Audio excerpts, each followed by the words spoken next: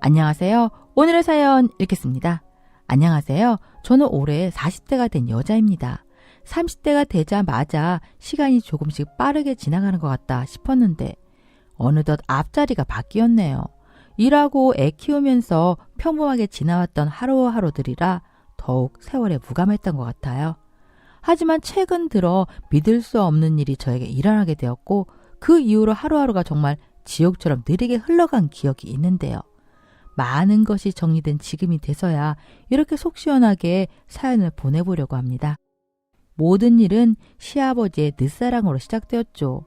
무려 저랑 동갑내기 또래의 시모를 들이셨거든요.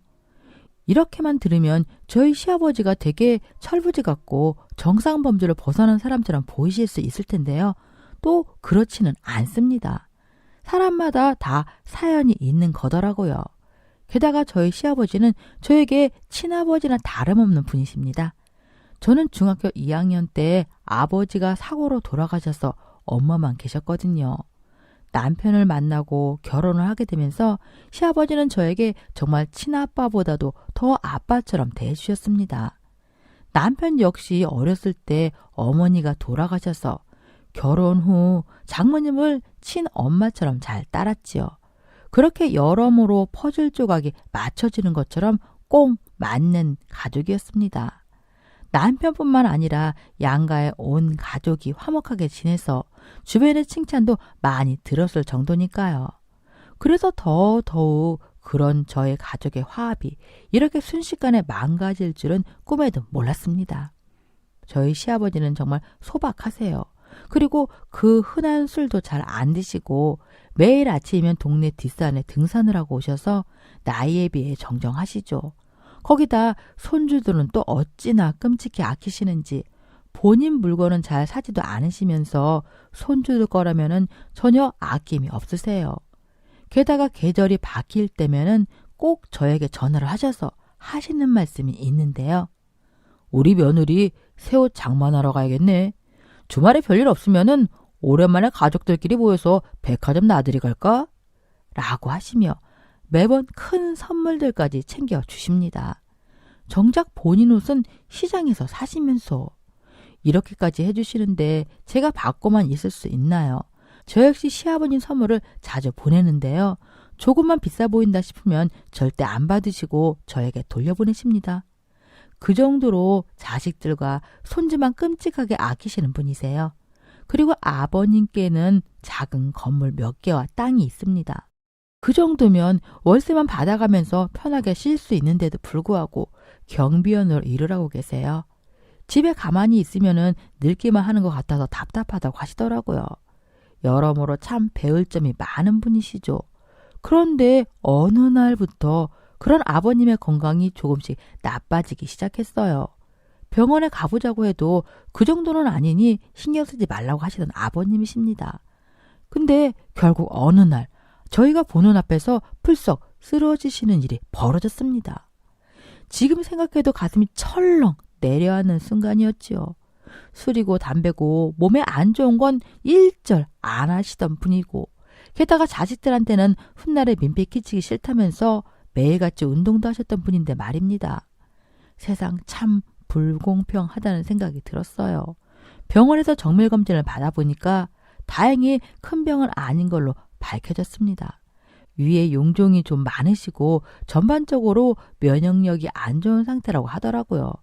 그래서 급하게 용종 제거 수술만 받고 병원에서 당분간 절대 안정을 취하기로 했습니다. 엉엉 우는 저를 보며 괜찮다고 많이 놀랬냐고 물으시더라고요.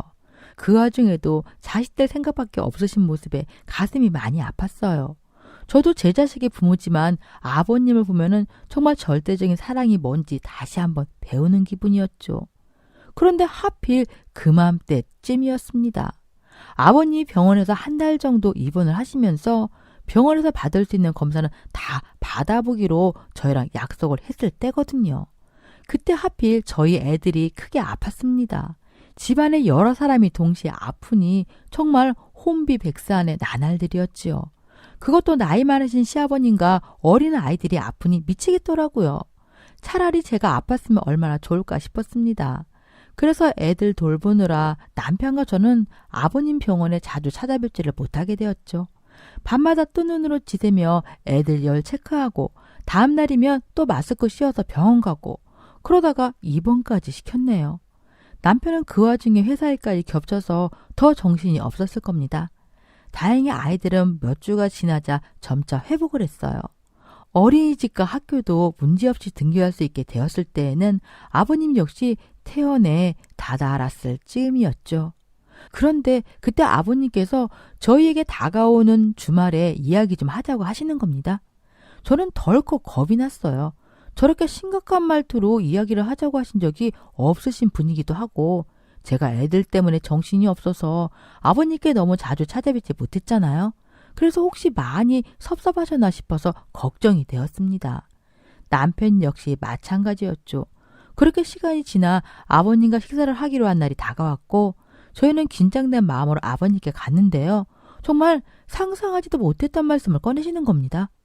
사실 너무 이른 선택이라 일을 어떡하나 고민을 좀 했는데 말이다. 그래도 솔직하게 털어놓고 싶구나. 참 부끄럽게도 이 나이에 내가 사랑하는 사람이 생겼단다. 그래서 처음으로 재혼에 대한 생각을 해보게 됐지. 너희들의 동의를 구한다기보다는 그냥 이렇게 되었다고 알려주는 거다. 저와 남편은 너무 놀라 한참 동안 입을 다물지 못했습니다. 왜냐하면 아버님께서 이야기하신 재혼의 상대가 다름 아닌 저랑 동갑내기 또래라는 사실 때문이었는데요. 결국 남편은 이건 아닌 것 같다면서 자리를 박차고 나갔습니다. 시아버지는 그런 남편의 뒷모습을 보면서 한숨을 푹 내쉬시고 물론 저 역시 충격에 빠져 있었죠. 하지만 금세 정신을 차리고 아버님 손을 꼭 잡은 채 이렇게 말씀드렸어요. 저희도 놀라서 저러는 걸 거예요. 너무 심려치 마세요, 아버님. 시간이 좀 필요할 뿐이니 제가 잘 설득해 볼게요. 아버님의 인생이고 아버님 선택이니 저는 100번 응원할게요. 아버님은 제 이야기를 듣자마자 눈시울을 살짝 붉히셨습니다. 이내 곧 저보고 이해해줘서 너무 고맙다면서 지난 이야기를 설명해 주시더라고요.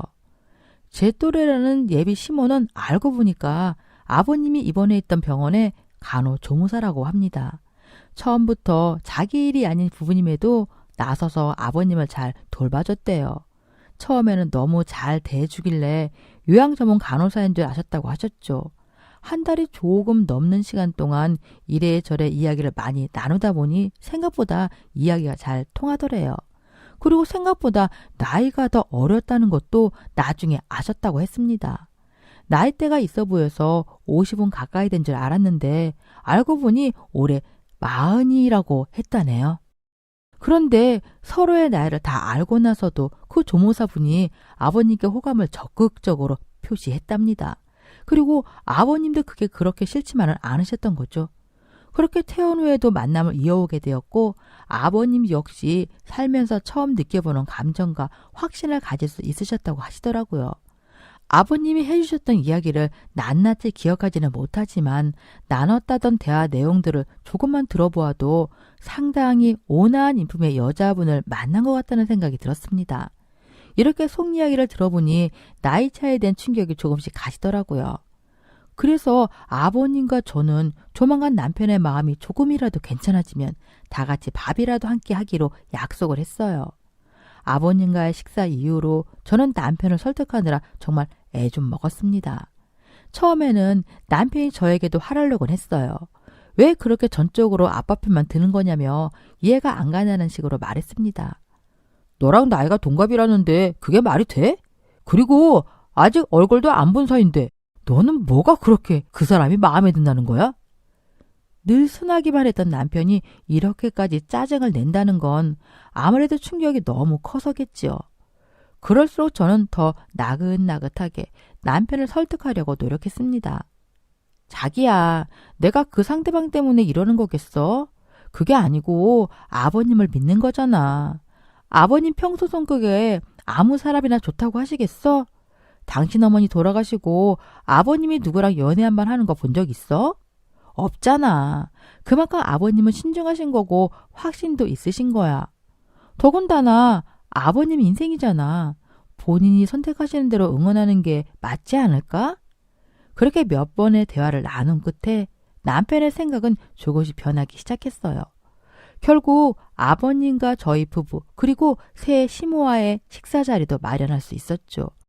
심지어 어렵사리 마련한 자리인지라 네 사람 모두 적잖이 긴장했을 거예요. 예비 시모도 마찬가지겠지만 남편과 아버님의 마음가짐이 가장 남달랐겠죠. 하지만 저 역시 마찬가지였습니다. 저와 동갑내기라고 하니 별별 생각이 다 들긴 하더라고요. 내가 그분을 정말 시어머니라고 부를 수 있을까? 일반적으로 시모 모시듯 내가 그분을 모실 수 있을까? 생각보다는 걱정이 앞선 상태로 처음 그분을 만나게 되었는데요. 걱정과 달리 첫 만남은 생각보다 편안했지만은 의아한 부분도 없지 않아 있었습니다. 일단 저랑 동갑내기라던 그분이 식당 안으로 들어서자마자 왠지 모를 친숙함이 느껴지는 겁니다. 분명 초면은 맞는데 뭔가 익숙하달까요? 하지만 더 의아했던 건 그분의 반응이었습니다. 예비 시모 역시 저를 보자마자 약간 흠칫 놀라는 기색을 보였거든요. 다른 사람들도 눈치챌 정도는 아니었지만 눈빛이 약간 흔들리는 부분을 저는 캐치했습니다. 아버님 말대로 나이보다는 좀 더 성숙해 보이는 이미지를 가지고 있는 분이더라고요. 생각보다 말도 논리 있게 잘하고 식사 내내 아버님을 잘 챙기는 모습에 남편도 그렇고 저도 마음이 좀 편해지더라고요. 식사 이후로 아버님은 정말 한시름 놓은 것 같다면서 저희 보고 첫 만남인데 잘 대해줘서 고맙다고 몇 번이고 인사를 하셨습니다. 이제 곧 가족이 될 사람이라 당연한 건데도 몇 번이고 고맙다고 하시니 이제껏 얼마나 아버님께서 신경을 쓰고 계셨는지 대충 느껴지기도 하더라고요. 그렇게 아버님은 새 출발을 위해서 본격적으로 결혼 준비를 하셨습니다. 워낙 건실하게 살아오신 분이고 모아오신 자산도 두둑하신 분이라 집이며 결혼식이며 모두 아버님께서 처리하셨죠.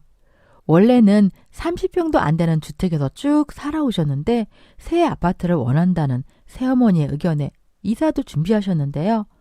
약 60평대 아파트로 가는 일이니 설레실만도 한데 아버님의 기분은 조금 달랐습니다.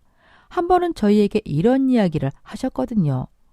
우리 아들 아장아장 기어 다닐 때부터 살았던 집인데 물론 뭐 새 신부를 이 집으로 들여야 된다는 건 아니지만 막상 떠난다고 생각하니 마음이 시큰하네. 아무래도 이 집은 비우기만 하고 팔지는 말아야겠어. 아무래도 돌아가신 시어머니의 추억 그리고 아들이 크는 걸 다 지켜봤던 추억까지 겹겹이 쌓여있는 공간이었을 테니까요. 이번 결혼과 함께 모두 지우기는 싫으셨나 봐요. 그래서 아버님의 의견에 저희도 적극 동의했습니다. 언제든지 이 집에 모여서 모임도 갖고 식사도 하고 그러자고 했죠. 그런데 그 과정에서 예비 시모가 반기를 들었나 봅니다. 그 집은 무조건 팔아야 한다며 이제는 추억보다는 미래를 봐야 하지 않겠냐며 아버님을 설득했다고 하더라고요. 아버님이 본가를 내버려 둔다고 해서 경제적으로 부담이 되시는 것도 아닌데 말이죠. 돌아가신 시어머니에 대한 경계심이 있었던 건지 정확히 어떤 마음이었는지는 모르겠지만 아버님은 본가를 어떻게든 지켜내고 싶은 마음에 골머리를 앓으셨죠. 결국 아버님은 예비 시모의 의견을 수렴하기 위해서 지금의 시댁을 매물로 내놓으셨어요.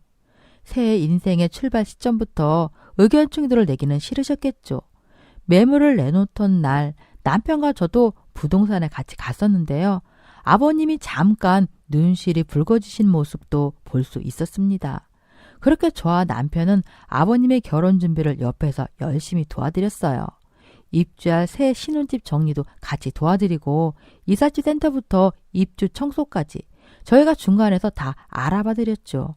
그러던 중 알게 된 사실이 있었습니다. 결혼식은 다음 달 중으로 잡혀 있었던 상태였는데 두 분이 이미 혼인신고를 하셨다고 하더라고요.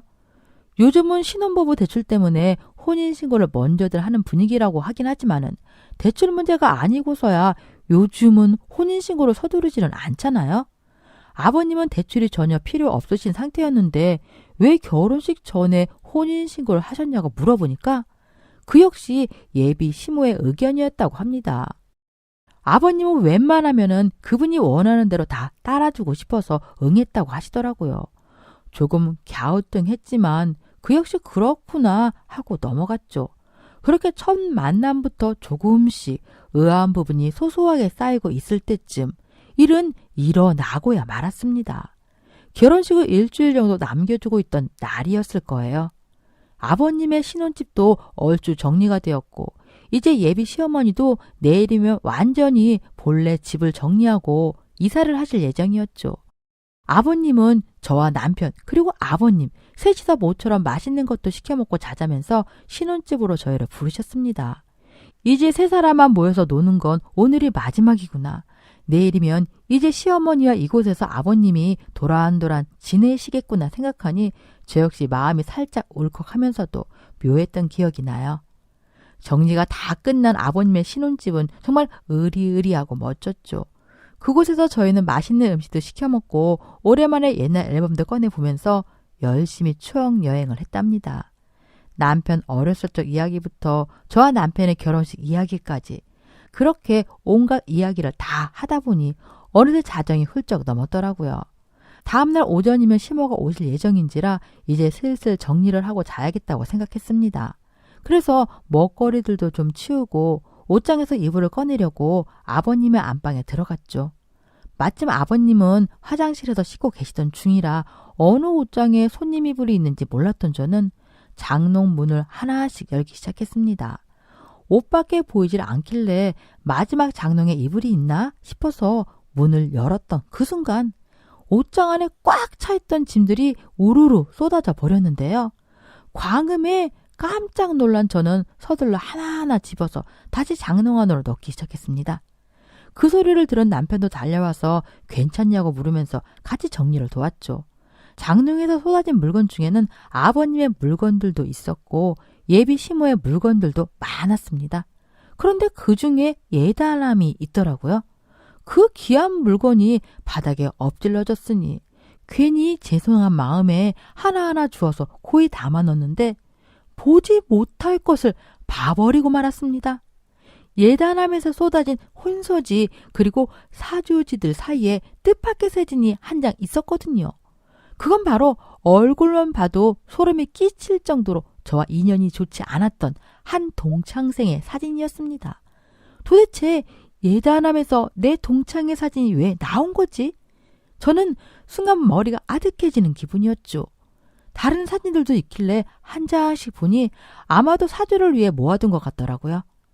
아버님의 사진 한 장, 그리고 시모의 사진이 한 장 더 나왔는데요.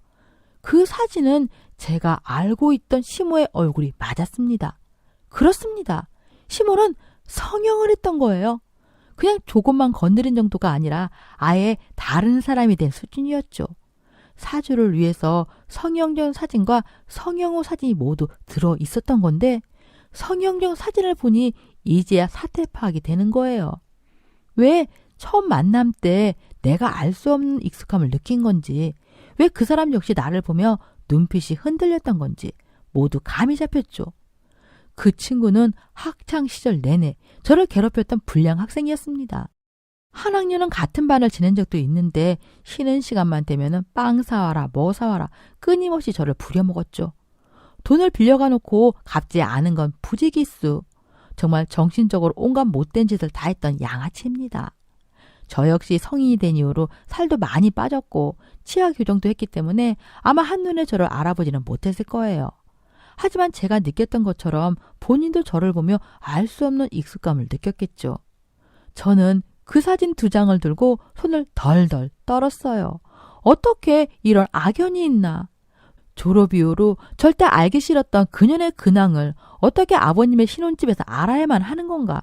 눈이 질끈 감기더라고요. 그런 저의 모습을 보며 남편은 대체 왜 그러는 거냐며 저에게 물어오기 시작했고 저는 일단 내일 이야기하자고 집에 가서 말해주겠다고 한 뒤에 서둘러서 예단함을 정리했습니다. 그렇게 아버님이 다 씻고 나오시기 전까지 물품들은 정리를 해두었지만 제 머릿속은 그렇지를 못했어요. 도저히 잠이 오지 않더라고요. 이제 몇 시간만 지나면 그 여자가 이 집으로 들이닥칠 건데 마음 같아서는 그냥 지금이라도 집으로 도망가고 싶었죠. 사실 가장 제 머리를 아프게 했던 건 그녀가 단순히 고등학교 시절에 저를 괴롭혔던 것만이 아니라는 점이었습니다. 성인이 되자마자 이 인간의 결혼 소식을 얼핏 들었던 기억이 났거든요. 20살쯤이었을까요? 웬 외국인과 결혼을 했다느니, 아기를 가져서 식을 서두를 수밖에 없었다느니, 그런 소문이 동네에 파다하게 퍼졌던 적이 있었죠. 그 후로의 소식은 들을 수 없었고요. 사실 들을 수 없었다기보다는 제가 그 친구를 잊으려고 노력을 많이 한 것도 있었거든요. 하지만 이 여자가 아버님의 새 신부가 된 상황에 제가 가만히 있을 수만은 없다는 생각이 들었고, 새벽인데도 불구하고 친하게 지냈던 동창 친구들에게 전화를 했습니다. 그중에 고맙게도 한 명이 전화를 받더라고요. 저는 일단 상황 설명은 나중에 할 테니 이 친구에 대해서 아는 근황이 있냐고 물었습니다. 그랬더니 친구가 이러는 거예요. 땡땡이? 웬일로 네가 걔를 다 물어? 걔 소식은 뭐 너 빼고 다 할걸? 워낙 유명하잖아. 걔 20살 때 결혼했던 그 외국인이랑 5년인가 살다가 애 둘도 버리고 집 나왔대. 혼인신고도 안 하고 같이 살았다더라. 애들만 불쌍하지 뭐. 근데 이 새벽에 갑자기 걔 얘기를 왜 꺼낸 거야? 저는 그 말을 듣자마자 머리가 핑 돌아서 이 말을 집었습니다. 제 기억이 틀리길 바랬는데 아니더라고요. 게다가 사사로운 일화는 더 많았죠. 여기저기 돈 빌리고 다니고 암 갖고 도망치고 또 새로운 남자 만나서 동거하다가 수틀리면 도망가고 정말 삼류 드라마 같은 인생을 살았더라고요. 아마도 아버님께는 자기 인생은 흔적도 없이 싹 숨기고 다가갔겠죠.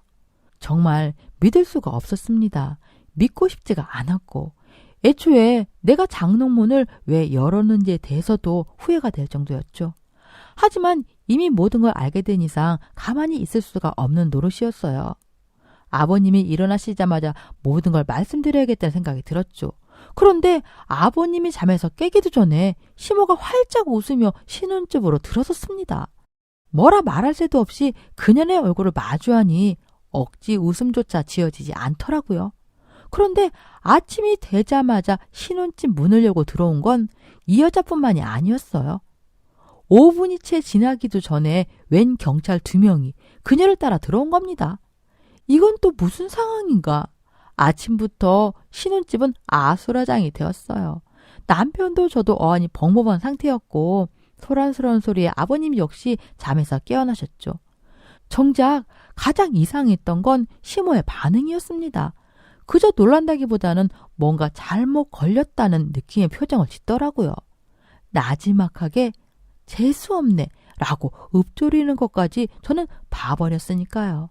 집에 찾아온 경찰들은 저희들에게 배지를 보여주며 이야기를 꺼내려고 했고 그 순간 그녀는 경찰들을 황급히 막아서면서 이렇게 이야기했어요. 서해 가서 얘기하시죠. 일단 저만 나가면 되는 거 아닌가요? 나가서 이야기해요. 나가서 이야기하자고요. 그들의 어깨를 밀쳐내며 예비 시모가 꽥 하고 소리를 지르더라고요. 그렇게 그녀는 집에서 들어온 지 10분이 채 되지도 않아 경찰과 함께 사라졌습니다. 아버님은 동그래진 눈으로 이게 대체 무슨 일이냐면서 난리가 나셨죠. 외투도 똑바로 걸쳐 입지 않으시고는 따라 나가시려고 하길래 저는 그런 아버님을 잡아 세우고는 말씀드릴 게 있다고 했습니다. 아버님은 그건 나중에 듣겠다면서 계속해서 나가시려고 하시더라고요.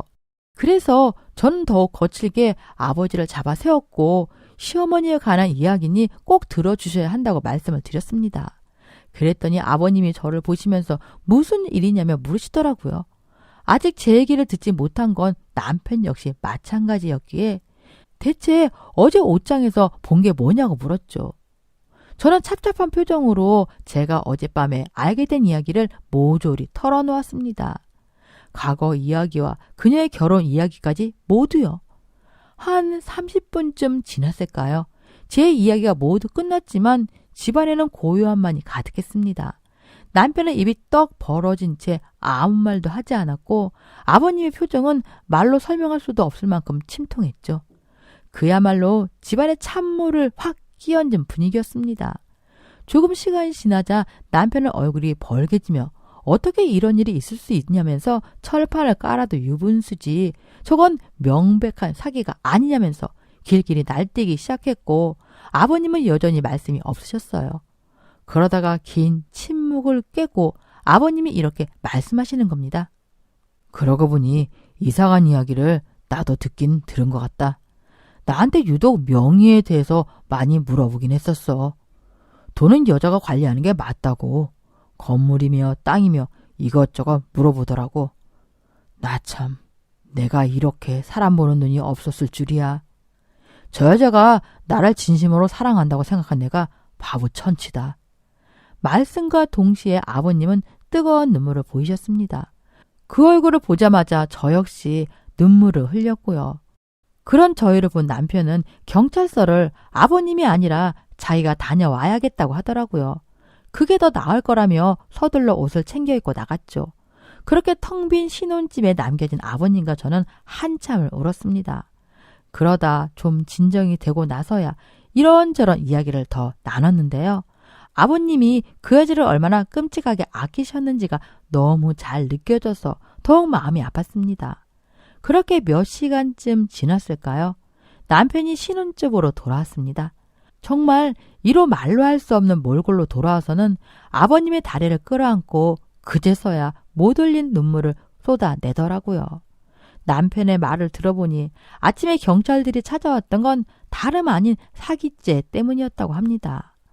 2년 전까지만 해도 타지에서 온갖 사기를 다 저지르고 다니다가 이 동네로 이사와 숨어있던 상태였다고 하네요. 그러다가 운 좋게 저희 아버님을 만나 아주 열심히도 꼬신 거겠죠.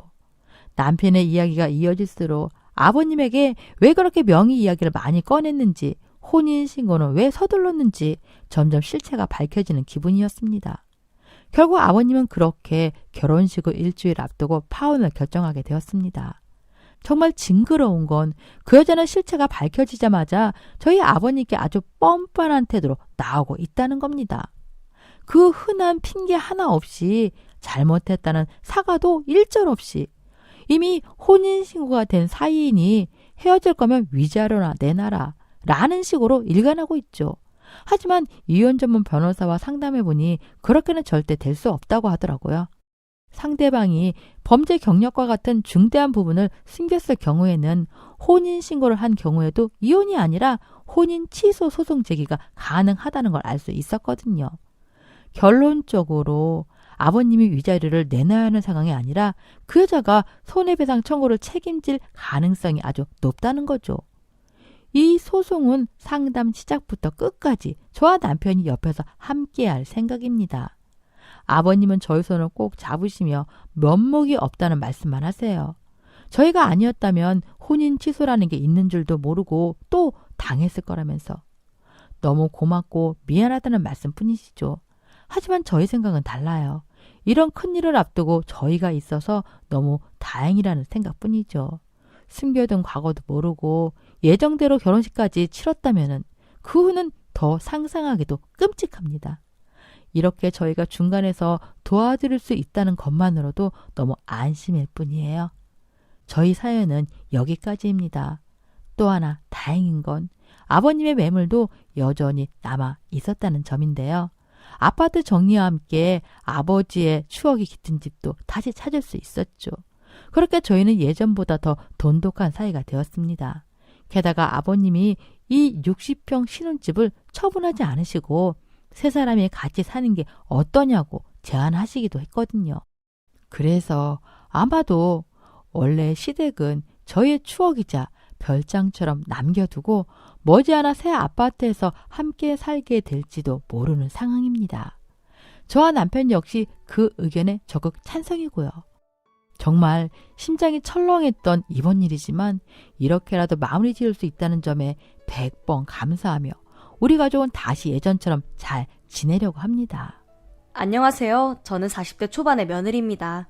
결혼한 지 10년이 넘었지만 시어머니와 이렇게 가깝게 지난 건 처음인데요. 요즘 시어머니와 함께 즐겨 듣는 이 채널에 어머니의 사연을 제가 대신 보내려 합니다. 저희 시어머니는 60대이신데 영혼이 참 맑으신 분이셨습니다. 아이처럼 순박하고 순수하고 정말 때묻지 않은 사람이었어요. 하지만 저는 참 나쁜 며느리인가 봅니다. 요즘은 시어머니의 모습을 보고 있으면 정말이지 어찌할 바를 모르겠고 가슴이 답답할 때가 더러 있습니다. 저희 시이모님의 말에 따르면 시어머니는 젊었을 때부터 항상 활발하시고 활동적인 성격 덕분에 어딜 가나 사람들한테 인기가 좋으셨고 모임에서 항상 존재감을 드러내는 사람이었다고 합니다. 다른 사람을 챙겨주는 걸 좋아하셨고 어려워 보이는 사람이라던가 조금 소외되어 보이는 사람이 있으면 먼저 가서 말도 걸어주시고 필요한 게 없는지 물어보고 직접 가져다 주시기도 하는 그런 분이셨다고 하네요. 반면 저희 시아버지는 시어머니의 싹싹하고 활발한 성격과는 정반대로 과묵하고 무뚝뚝한 통나무 같은 사람이었다고 합니다. 지금도 말수도 적으신데다 잘 웃지 않으셔서 저도 가끔 시아버지 얼굴을 보고 있으면 어디 불편하신가 하고 걱정될 정도인데 그나마 지금이 많이 유해진 얼굴이라고 하는 걸 보면 젊었을 때에는 더 많이 인상을 쓰고 다니셨던 모양입니다. 아무튼 그렇게 무뚝뚝한 시아버지와 싹싹한 시어머니는 20대 때 일하던 버스 회사에서 만나셨다고 하네요. 시어머니는 동생인 시이모님과 같은 사무실에서 근무를 하셨는데 근무한 지 2년인가 지나고 시아버지가 그 회사로 들어오셨다고 해요. 시어머니는 항상 신입 직원들이 들어오면 사무실 직원뿐 아니라 운전기사분까지도 한 명 한 명 다 잘 챙겨주시곤 하셨는데 그 덕분에 시어머니를 모르는 사람도 없었고 다들 의지하면서 잘 다녔었나 봐요. 시아버지는 사무실 구석자리에서 일하셨는데 살갑게 대하는 사람을 좀 꺼리셨고 가까이 오는 걸 안 좋아하셨다고 해요. 일하러 왔으니 일만 하면 된다고 하고 챙겨주면 부담스러워하고 그러셨다네요. 하지만 그렇다고 저희 시어머니는 또 가만히 놔줄 분이 아니셔서 시아버지가 인상을 쓰든 말든 불편하든 말든 가서 꾸준히 인사도 하고 말도 걸고 그랬다나 봐요.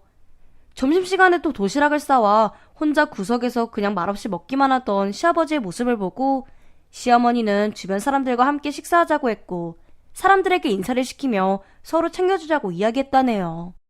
또 시어머니는 조용하게 있어도 되니까 인상만 쓰지 말라고 농담 반 진담 반 타박까지 하며 회사 분위기도 화기애애하게 만드는 사람이었다고 합니다.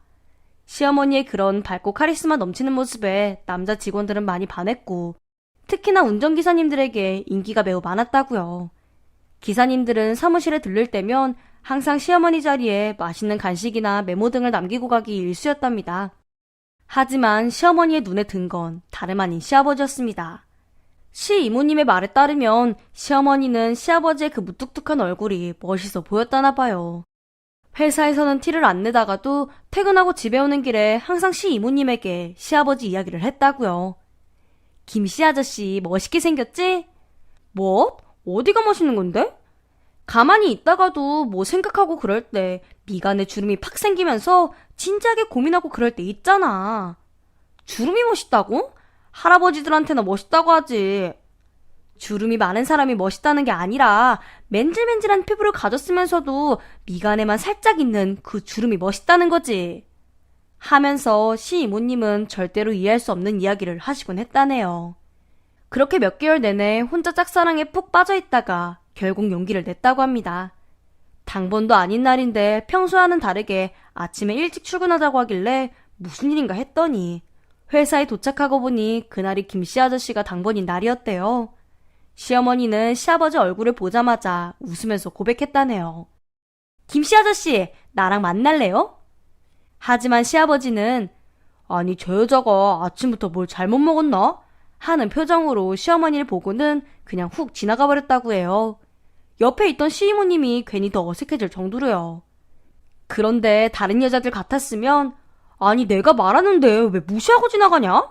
하면서 화를 낸다든가 어쩜 저 사람은 내 마음을 몰라주나 하면서 울거나 했을 텐데 시어머니는 또 아무렇지 않게 실없이 웃으면서 다가가서 이렇게 말했다네요. 4살 차이는 궁합도 안 본대요. 그 말에 시아버지는 피식 웃으셨고 시어머니는 배시시 웃으면서 손을 덥석 잡으셨대요. 이렇게 시어머니는 활발하면서도 고집 있는 사람이라 아무도 말릴 수 없을 정도였다고 합니다. 그런 시어머니의 추진력 덕분에 두 분은 연애한 지 얼마 안 돼서 결혼하셨고 아들 둘에 딸 하나를 낳으셨습니다. 첫째인 아주버님은 어렸을 때부터 누굴 닮았는지 엄청 똑똑했대요. 항상 반에서 반장을 도맡아 했고 그 덕에 시어머니가 운영위원회 회장이 되어 학부모님들이랑 어려운 가정에 연탄봉사도 많이 가고 노인정이나 마을회관에서 노인분들 모셨다 식사도 대접하고 조그마한 잔치도 벌이면서 활동을 많이 하셨다네요. 저희 남편은 둘째인데 첫째가 워낙 특출하니 공부를 해봤자 별로 티도 안 나고 그렇게 똑똑하지도 않으니 공부 쪽으로는 일찌감치 포기했대요. 그냥 평범하게 다니는 게 제일이라 생각하면서 살았고 사고 치면 형 얼굴에 먹칠하는 거다 라는 말을 들으면서 자랐다고 하네요. 막내인 아가씨도 저희 남편이랑 비슷하게 자랐고요. 그래도 남편 말로는 아가씨는 딸이니 시어머니가 많이 예뻐해 주셨다곤 하는데 아가씨 말로는 아무리 그래도 큰오빠한테 주는 애정에 반 정도밖에 안 됐을 거라고 하네요. 아무튼 그렇게 특출났던 아주버님은 집안의 자랑이었고 동네에서 시어머니에게 밝고 당찬 사람이라 그런가 아들까지 잘 키웠어 하는 말을 들으면서 더 유명인사가 되었다고 합니다. 시어머니는 아주버님을 판사나 검사로 키우고 싶어 하셨는데 아주버님은 시어머니의 등살에 공부하는 것도 힘들어했다네요. 성격도 어렸을 땐 시어머니를 닮아 활발했었는데 자라면서 시아버지를 닮아갔던 건지 성격도 점점 조용해지고 차분해지고 하면서 판검사보다는 선생님이 되고 싶었다나 봐요. 그래서 중고등학교 사회선생님이 됐지요. 제가 봐도 아주버님은 똑똑하고 좋은 분이셨어요. 말수는 적지만 마음은 따뜻하고 가족들을 잘 챙겨주셨거든요. 제가 남편이랑 결혼한다고 시댁에 인사 갔을 때 사실 진짜 결혼을 하려고 인사를 갔다기보다는 집안 분위기가 어떤지 궁금해서 갔던 게 컸거든요. 그런데 그때 아주버님의 모습을 보고 결혼을 결심하게 된 것도 있습니다. 아직 미혼이신 아주버님이 부엌에 스스럼없이 들어가 어머님 옆에서 이것저것 도와주면서 가족들을 살뜰히 챙기는 모습이 보기 좋았거든요. 저는 남편과 사내 커플로 만나서 결혼하고도 계속 일을 다녔는데 그래도 6개월에 한 번은 주말에 꼭 시어머니를 따라 봉사활동을 갔었어요. 시어머니가 같이 한번 가보면 어떻겠냐고 물으셔서 한번 따라갔는데 되게 뿌듯하더라고요. 밑반찬 만들어서 동네 어르신들 나눠드리는 봉사였는데 하루 종일 쪼그려 앉아서 전 부치고 나물 무치고 하느라 허리가 끊어지는 것 같았거든요. 그래서 다시는 못하겠다고 말해야지 하고 생각했는데 음식을 다 하고 거동이 불편하신 어르신들 집에 집집마다 찾아가서 인사드리고 냉장고에 넣어드리고 집안 정리 조금 하고 오고 그랬는데 어르신들이 너무 좋아하시더라고요. 진짜 별거 안 했는데도요. 그래서 그 순간이 너무 좋고 뿌듯해서 시간을 내서라도 시어머니를 쫓아다니려고 했던 것 같네요.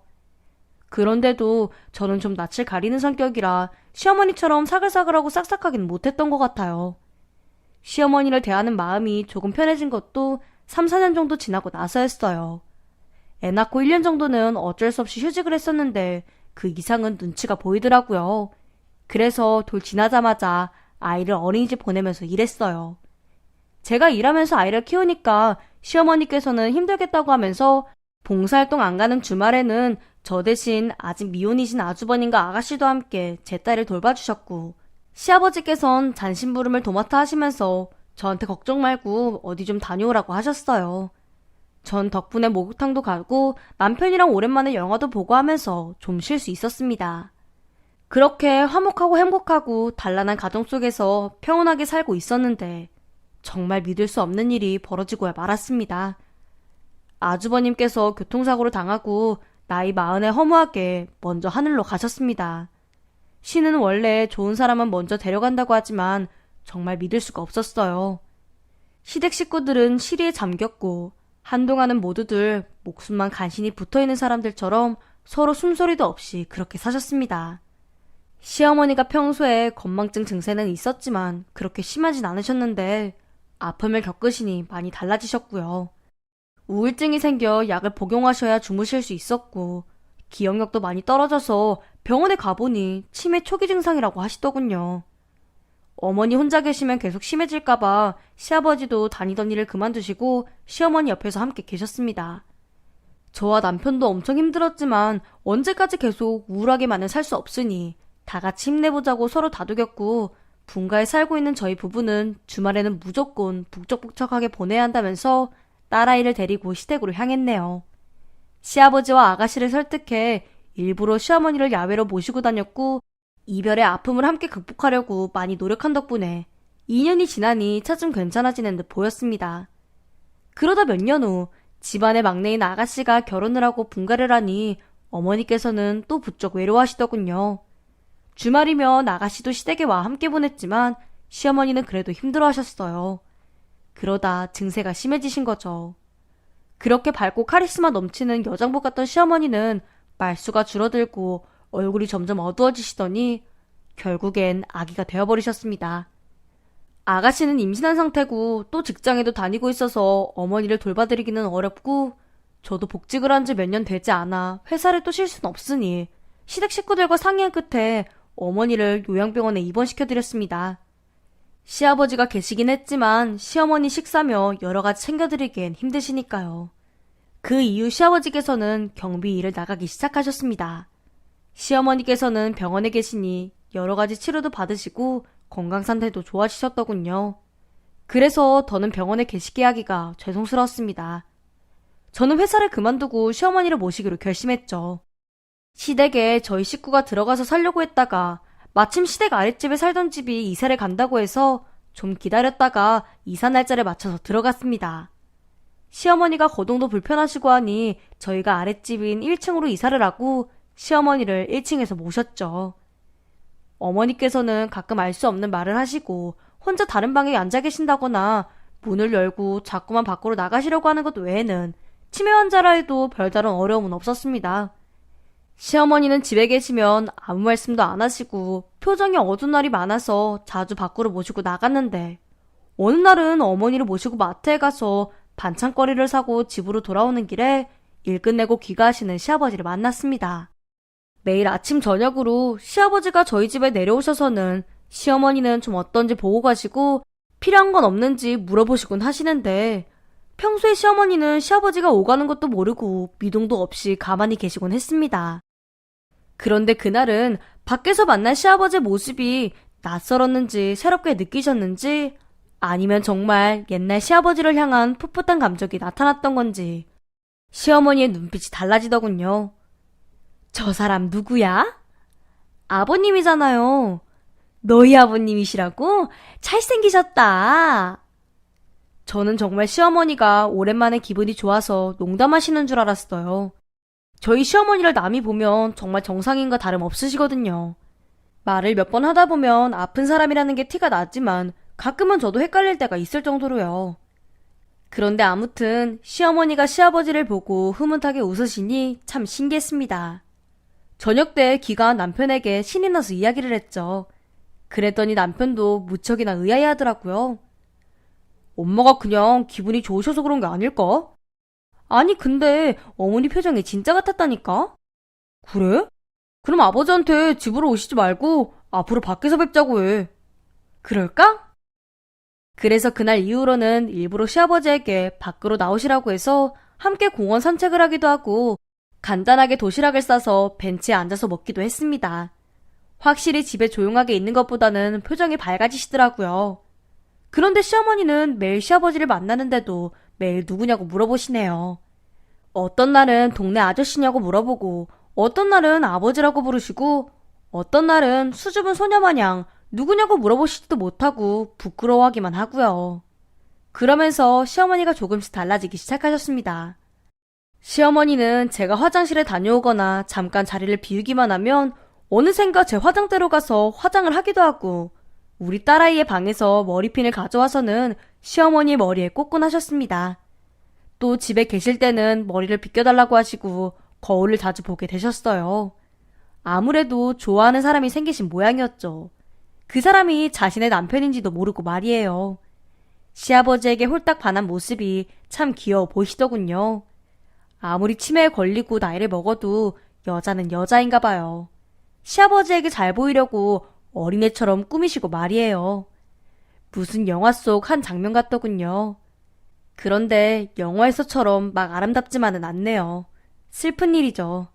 전날 있었던 일이나 예전에 있었던 일들을 기억하실 때도 있지만 기억을 못하실 때가 많으니 똑같은 말을 몇 번이고 해드려도 소용이 없으니까요. 특히 다칠 수도 있으니 조심해야 하는 거라든가 지저분한 물건을 만지시거나 하기도 해서 그런 것들을 알려드려야 하는 게 좀 많이 걱정이 됩니다. 절 기억 못하실 때도 있어서 제가 하는 말을 안 믿으시려고 할 때 난감하기도 하고요. 그럴 때는 남편에게 대신 말 좀 해달라고 부탁합니다. 본능적으로 그렇게 되는 건지 아니면 아들의 얼굴은 절대 잊지 않으시려는 건지 몰라도 저나 시아버지나 제 아이는 못 알아보시지만 아들은 항상 알아보시거든요. 그런데 유일하게 알아보는 아들을 내팽개치시고 집안을 발칵 뒤집어 놓는 일이 생기고야 말았습니다. 항상 새벽에 화장실을 가시는 시어머니로 인해 전 새벽에 3시마다 일어나서 시어머니 화장실을 돕곤 했는데 방문을 열고 들어가니 시어머니가 안 계신 거예요. 혹시 혼자 화장실에 가신 건 아닌가 해서 화장실도 살펴보고 거실에도 보고 했는데 시어머니는 보이지 않았습니다. 순간 심장이 철렁 내려앉더군요. 자고 있던 남편을 깨웠고 저희 부부는 밖으로 나갔습니다. 혹시나 하는 마음에 공원을 돌면서 남편은 경찰서에 신고를 하고 새벽에 거리를 지나가는 사람들에게 어머니 사진을 보여드리고 난리가 났었어요. 시어머니를 집에 모시고부터는 깊게 잔 적은 없지만 그래도 시어머니가 몇 시부터 나가셨는지를 알 수 없으니 너무 답답했고 정말 미치겠더라고요. 그렇게 30분인가를 돌아다녔는데 혹시나 하는 기분이 들어서 시아버지에게 전화를 걸었습니다. 아버님, 혹시 어머니 거기 계세요? 여기 있어. 늦은 시간이라 메시지 남겼는데 못 봤구나. 그제야 핸드폰을 확인했고 시아버지께서 보낸 메시지를 확인했습니다. 시아버지는 새벽이니 당연히 저희 식구가 자고 있을 거라 생각해서 전화 아닌 메시지를 보내신 거였고 저는 잠결에 시어머니가 안 보이니 핸드폰을 볼 생각은 하지도 못한 거였어요. 또 저는 시아버지께서는 주무시고 계실 테니 괜히 걱정만 끼쳐드리는 건 아닐까 하는 생각에 연락을 망설이고만 있었던 거죠. 시아버지 댁에 가보니 시어머니는 침대도 아닌 소파에서 웅크리고 주무시고 계시더군요. 덕분에 온 식구들은 한잠도 못 잤습니다. 너무 놀라서 잠이 깬 터라 잠이 다시 오지 않더라고요. 시아버지도 그날 새벽부터 출근해야 하는 날이어서 거의 못 주무시고 나가셨고요. 평소에 운동도 안 하고 살던 저희 남편도 간만에 동네를 몇 바퀴를 뛰느라 코피를 쏟을 뻔했다면서 비몽사몽 상태로 출근했네요. 저희는 날이 밝자마자 바로 시아버지 집과 저희 집안 곳곳 그리고 복도에도 CCTV를 설치했고 혹시나 하는 마음에 바깥 대문에 어머니가 열고 나가실 수 없도록 이중 잠금 장치도 설치했습니다. 그리고 시어머니께 당부를 드렸어요. 어머니, 제발 부탁이니 어딜 가시던 저에게 꼭 말씀 좀 해주세요. 네? 하지만 제 이런 마음을 시어머니는 절대로 모르시겠죠. 모르셔도 좋습니다. 어머니가 안전하시기만 하신다면요. 어머니는 제 잔소리가 듣기 싫으셨는지 저를 흘겨보시며 말씀하시더군요. 아휴, 내가 애니? 어머니는 애랑 똑같아요. 그니까 제발 항상 조심하세요. 되레 저한테 웃으시며 말씀하시는데 너무 멀쩡하게 말씀하시니 제가 다 헷갈리더군요. 그 이후로 시어머니는 줄곧 2층에 올라가서 계단에 걸터앉아 시아버지를 기다리셨습니다. 저는 찬 바닥에 앉으시는 게 걱정되어 일찌감치 시아버지 집 앞에 방석과 무릎담요를 두었고 시어머니께선 시아버지가 일하시는 날에도 2층 문 앞에 앉아서 기다리곤 하셨네요. 집안에서 기다리라고 말씀드려도 듣질 않으셨어요. 그래서 제가 도시락 싸들고 올라가 같이 계단에 걸터앉아 식사를 하거나 아니면 시아버지가 일하시는 아파트 근처 공원으로 가서 식사를 하곤 했습니다. 제가 하루에 10번씩 몇 개월 동안 말씀드리니 시어머니는 이제 제가 걱정하고 있다는 걸 아시는 모양이었는지 새벽에 나간다고 말씀은 안 하셔도 제가 시어머니 화장실 시간에 맞춰놓은 새벽 3시 알람이 울리기 전까지 맞춰 들어오시더라고요. CCTV로 확인을 할 수 있어서 그나마 걱정이 덜 되었는데 그래도 다리도 불편하시면서 엉거주춤 계단을 오르내리시니 그것 또한 걱정이 이만저만이 아닙니다. 돈이라도 많으면 계단이 없는 곳으로 이사를 할 텐데 또 그럴 수 있는 형편도 아니고 엘리베이터 있는 곳으로 가자니 낯선 환경에 남의 집 앞에 계실까봐 걱정돼 이사도 못하겠고 아주 난감하네요. 그런데 최근에는 어머니가 시간 맞춰 와야 한다는 생각이 그러셨는지 계단을 내려오다가 허리를 삐끗하셨어요. 전 너무 속상해서 입을 꾹 다물고 허리에 파스를 붙여드렸습니다. 어머니께 야단을 칠 수도 없고 잔소리를 해도 듣지 않으실 테니 말이에요. 그랬더니 어머니가 그러시더군요. 예, 그래도 김씨 아저씨 내가 좋은가 봐. 요즘은 날 보고 웃기도 한다. 시어머니의 그 말에 눈물이 왈칵 쏟아지더군요. 시아버지를 기억 못하시곤 하시더니 그래도 요즘에는 기억하시는 걸 보면 어머니는 지금 20대의 삶을 살고 계신 모양이었습니다. 행복해하는 어머니 표정을 보는데 어찌나 눈물이 나던지요. 누구보다 당당하고 넓은 배려심으로 이 사람 저 사람 챙겨주던 우리 시어머니의 모습이 요즘 많이 그립습니다. 세상이 좋아져 좋은 약도 많이 개발되고 있으니 치매도 이제 고칠 수 있는 병이었으면 좋겠어요. 시어머니랑 날씨 좋은 날엔 공원 벤치에 앉아서 같이 사연을 듣고 나는데 어머니 사연이 나오면 어머니의 이야기라는 걸 알게 되실까요? 누군진 몰라도 나랑 비슷하네 하면서 웃으셨으면 좋겠어요. 그리고 잠시라도 옛 추억, 좋은 기억들, 그리움들도 떠올릴 수 있었으면 좋겠습니다. 요즘 저는 시어머니 웃는 모습 보는 게 낙이랍니다.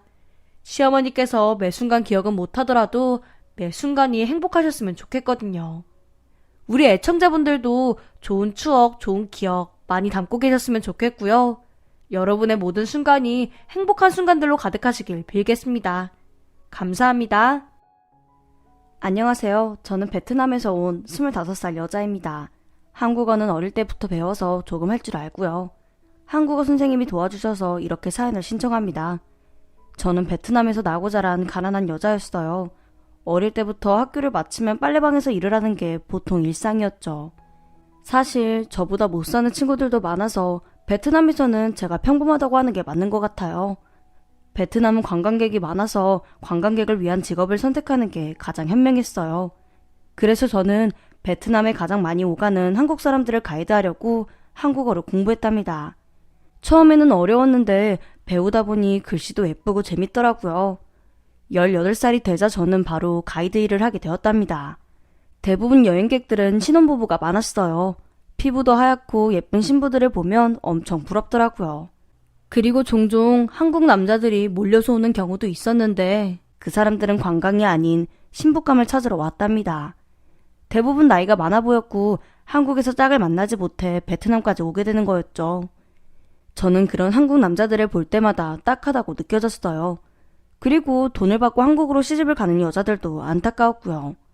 그런 모습을 보면서 저는 절대로 한국으로 시집을 가지 않겠다고 다짐했답니다. 제 친한 친구가 한국으로 시집을 갔는데 시집살이가 너무 힘들어서 도망치고 싶다며 전화로 울고불고 난리를 쳤었거든요. 그렇게 저는 여기서 한국 사람들을 가이드하는 것만으로도 만족하는 삶을 살았습니다. 그런데 몇 달 뒤 제 인생에 큰 변화가 찾아왔습니다. 바로 제 인연을 만나게 된 거였죠. 제 동료가 신부를 찾으러 온 한국 남자들을 가이드하고 있었는데 그중 한 남자가 저에게 반했다며 소개를 받아보라는 거였어요. 저도 그 남자를 얼핏 봐서 기억은 하고 있었습니다. 나이가 꽤 많아 보였는데도 호감 가는 외모의 남자였어요. 하지만 저는 동료에게 거절 의사를 전했습니다. 전 여기가 좋았으니까요. 그런데도 그 한국 남자는 저를 찾아와 구애했답니다. 저하고 결혼해주세요. 제발 부탁드려요. 라며 제 앞에 한쪽 무릎을 꿇었어요. 전 이 광경이 너무 당황스러웠어요. 베트남 남자들은 이런 행동을 절대 하지 않거든요. 그래서인지 저도 모르게 그 남자에게 관심이 가기 시작했답니다. 이튿날 그 남자와 데이트를 하게 되었어요. 그 남자는 신부를 구하기 전에는 한국에 돌아가지 않는다고 하더라고요. 그러면서 저에게 함께 가자고 프로포즈를 했습니다. 그 남자의 나이를 물으니 41살이더라고요. 저보다 20살이나 많았어요. 저는 미안하다고 하며 계속 거절했지만 그 사람은 포기하지 않았습니다. 제가 가이드로 버는 돈의 10배를 매달 저희 부모님께 보내준다며 재력을 과시하기까지 하면서요. 그때 제 귀가 솔깃했고 가슴이 두근거렸습니다. 저희 부모님이 일을 그만두고 쉴 수 있는 기회가 온 거였어요. 부모님은 연세가 많고 잔병이 많아서 자주 앓으셨습니다. 그런데도 매일 쉬지 않고 일을 하고 계셨기 때문에 딸로서는 이번 기회가 큰 효도를 할 수 있는 기회라고 생각하게 된 거죠. 그래서 저는 그 사람과 결혼을 결심했습니다. 좋아요. 그 대신 그 약속 꼭 지키셔야 합니다. 제 월급의 10배를 매달 저희 부모님께 보내주셔야 해요. 라고 말했더니 그 사람은 만세를 부르며 저를 끌어안았어요. 그러더니 바로 사랑한다며 소리를 지르더라고요. 저를 그렇게 좋아해주니 저도 좋았습니다. 이 사람과 함께라면 한국 생활도 행복할 수 있겠구나 싶었어요. 다음날 그 사람, 아니 제 남편을 데리고 저희 집으로 갔습니다. 부모님은 저와 남편을 번갈아 보시더니 고개를 가로저으며 안 된다. 너를 저런 늙은이한테 시집 보낼 수 없어. 네 동생들은 내가 죽어라 이래서 키울 테니 넌 네 일이나 해. 라면서 제 남편을 돌려보내려고 했어요. 하지만 남편은 동요하지 않고 무릎을 꿇고 두 손을 들고 간절하게 애원했습니다. 아버님, 따님을 처음 본 순간부터 사랑에 빠졌습니다. 아버님 따님과 결혼하고 싶습니다. 제발 따님을 다른 사람이 아닌 저에게 주세요. 남편의 말에 아빠는 잠시 생각을 하시더니 밥이나 먹고 가라고 말하고 방으로 들어가셨어요. 그리고 엄마와 동생들이 제 남편을 보고 한국에 대해 이것저것 물었고 제가 중간에서 통역을 하며 재미있는 시간을 보냈답니다. 저희 가족들은 모두 남편을 좋아하게 되었어요. 결국 결혼도 허락하시고 말았죠. 한국에서 이야기하는 자식 이기는 부모가 없다는 말은 맞는 말인 것 같습니다. 남편과 저는 베트남에서 결혼식을 먼저 올렸어요. 제 가족과 친척들 그리고 친구들이 모여서 축하를 해주었고 남편을 따라 한국으로 오게 되었습니다. 공항에 도착하자 저는 눈이 휘둥그레졌어요. 건물도 예쁘고 사람들의 옷차림도 세련되고 이것저것 너무 신기했어요.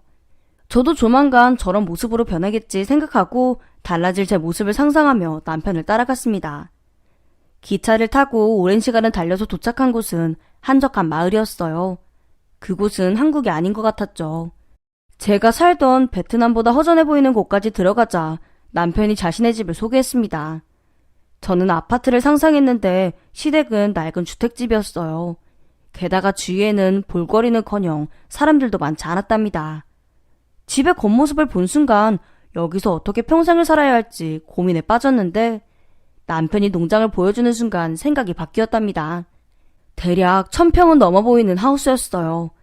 딸기 냄새가 진동을 하는데 저는 군침을 흘리며 딸기를 구경했답니다. 남편은 정말 부자였어요. 이 정도면 저희 부모님 노후 걱정은 안 해도 될 것 같았죠. 시어머니는 말씀이 많지 않으셨어요. 저에게 요리를 가르칠 때 빼고는 거의 한마디도 하지 않으셨습니다. 아직 어색해서 그러신가 보다 하고 저는 살가운 며느리가 되도록 노력하겠다고 다짐했어요. 신혼방은 남편의 방을 그대로 쓰게 되었는데 나쁘진 않았습니다. 냄새가 조금 나긴 했지만 혼자 쓰던 방이니 그러려니 했죠. 그리고 남편과 첫날 밤을 가지게 되었는데 저는 깜짝 놀라고 말았답니다. 40대면 정력이 약해지는 시기 아니었나요? 베트남에서는 그렇게 알고 있었는데 제 남편은 시도 때도 없이 저를 안아주었습니다. 시어머니가 아이를 바라는 이유도 있었지만 남편은 정말 짐승처럼 달려들었어요. 농장에서 일을 하다가도 갑자기 달려들어 사랑을 나누기도 했고 밥을 먹다가도 저를 안아주었죠. 농장 일을 끝내고 피곤해서 쓰러져 자는데도 남편은 야생마처럼 저를 안아주었답니다. 이 사람 결혼 전에는 어떻게 참고 살았는지 궁금하기도 했어요. 신혼이라 그런 거라 생각하고 저는 남편의 사랑을 다 받아주기로 했답니다. 게다가 친정에 돈을 붙이는 걸 확인하고서는 남편에게 완전히 마음을 열었어요. 하지만 그렇게 많은 잠자리를 가졌는데도 아이는 생기지 않았습니다. 물론 결혼 생활 2달밖에 지나지 않았지만 말이에요. 그때부터 제 결혼 생활은 조금 달라지기 시작했어요. 시어머님은 저에게 이제 한국 생활 적응했으니 너도 일 좀 해라 라고 말씀하셨어요. 저는 딸기 농장에서 일을 하고 있어서 다른 일도 시키실 게 있으신가요? 하고 여쭤봤죠. 그랬더니 집안 청소와 빨래, 하루 세끼 상차림까지 모두 제가 맡아서 해야 된다는 거예요. 그래서 저는 어머님, 그 많은 걸 저 혼자서 다 해야 한다고요? 조금 나누어서 하면 안 될까요? 제 말이 끝나자마자 시어머니는 제 머리에 꿀밤을 때리셨어요. 저는 의아했지만 이것 또한 한국 문화인가 싶어 꾹 참았습니다. 그리고 매달 네 친정에 들어가는 돈이 얼마인진 아니?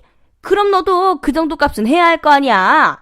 잔말 말고 시키는 대로 해라. 라고 언성을 높이시며 저를 무섭게 째려보시곤 했습니다. 그래서 저는 고개를 푹 숙이고 네 어머님 하고 짧은 대답을 해야만 했어요. 그리고 이튿날부터 저의 고난은 시작되었어요. 빨래는 왜 이리 많은지 세탁기로 돌리다 못해 손으로 빨래를 해야 하는 양도 많았어요. 하지만 어릴 적 빨래방에서 일했던 저에겐 큰 어려움이 아니었습니다. 조금 어려운 건 삼시세끼 밥을 제가 준비해야 하는 거였죠. 베트남에서는 이렇게 복잡한 밥상을 차리지 않기 때문에 많이 어려웠습니다.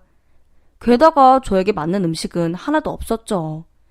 된장찌개, 김치찌개, 곰탕 등 저는 냄새만 맡아도 죽을 것 같았어요. 하지만 시어머니 눈치를 보고 눈 감고 억지로 먹었답니다.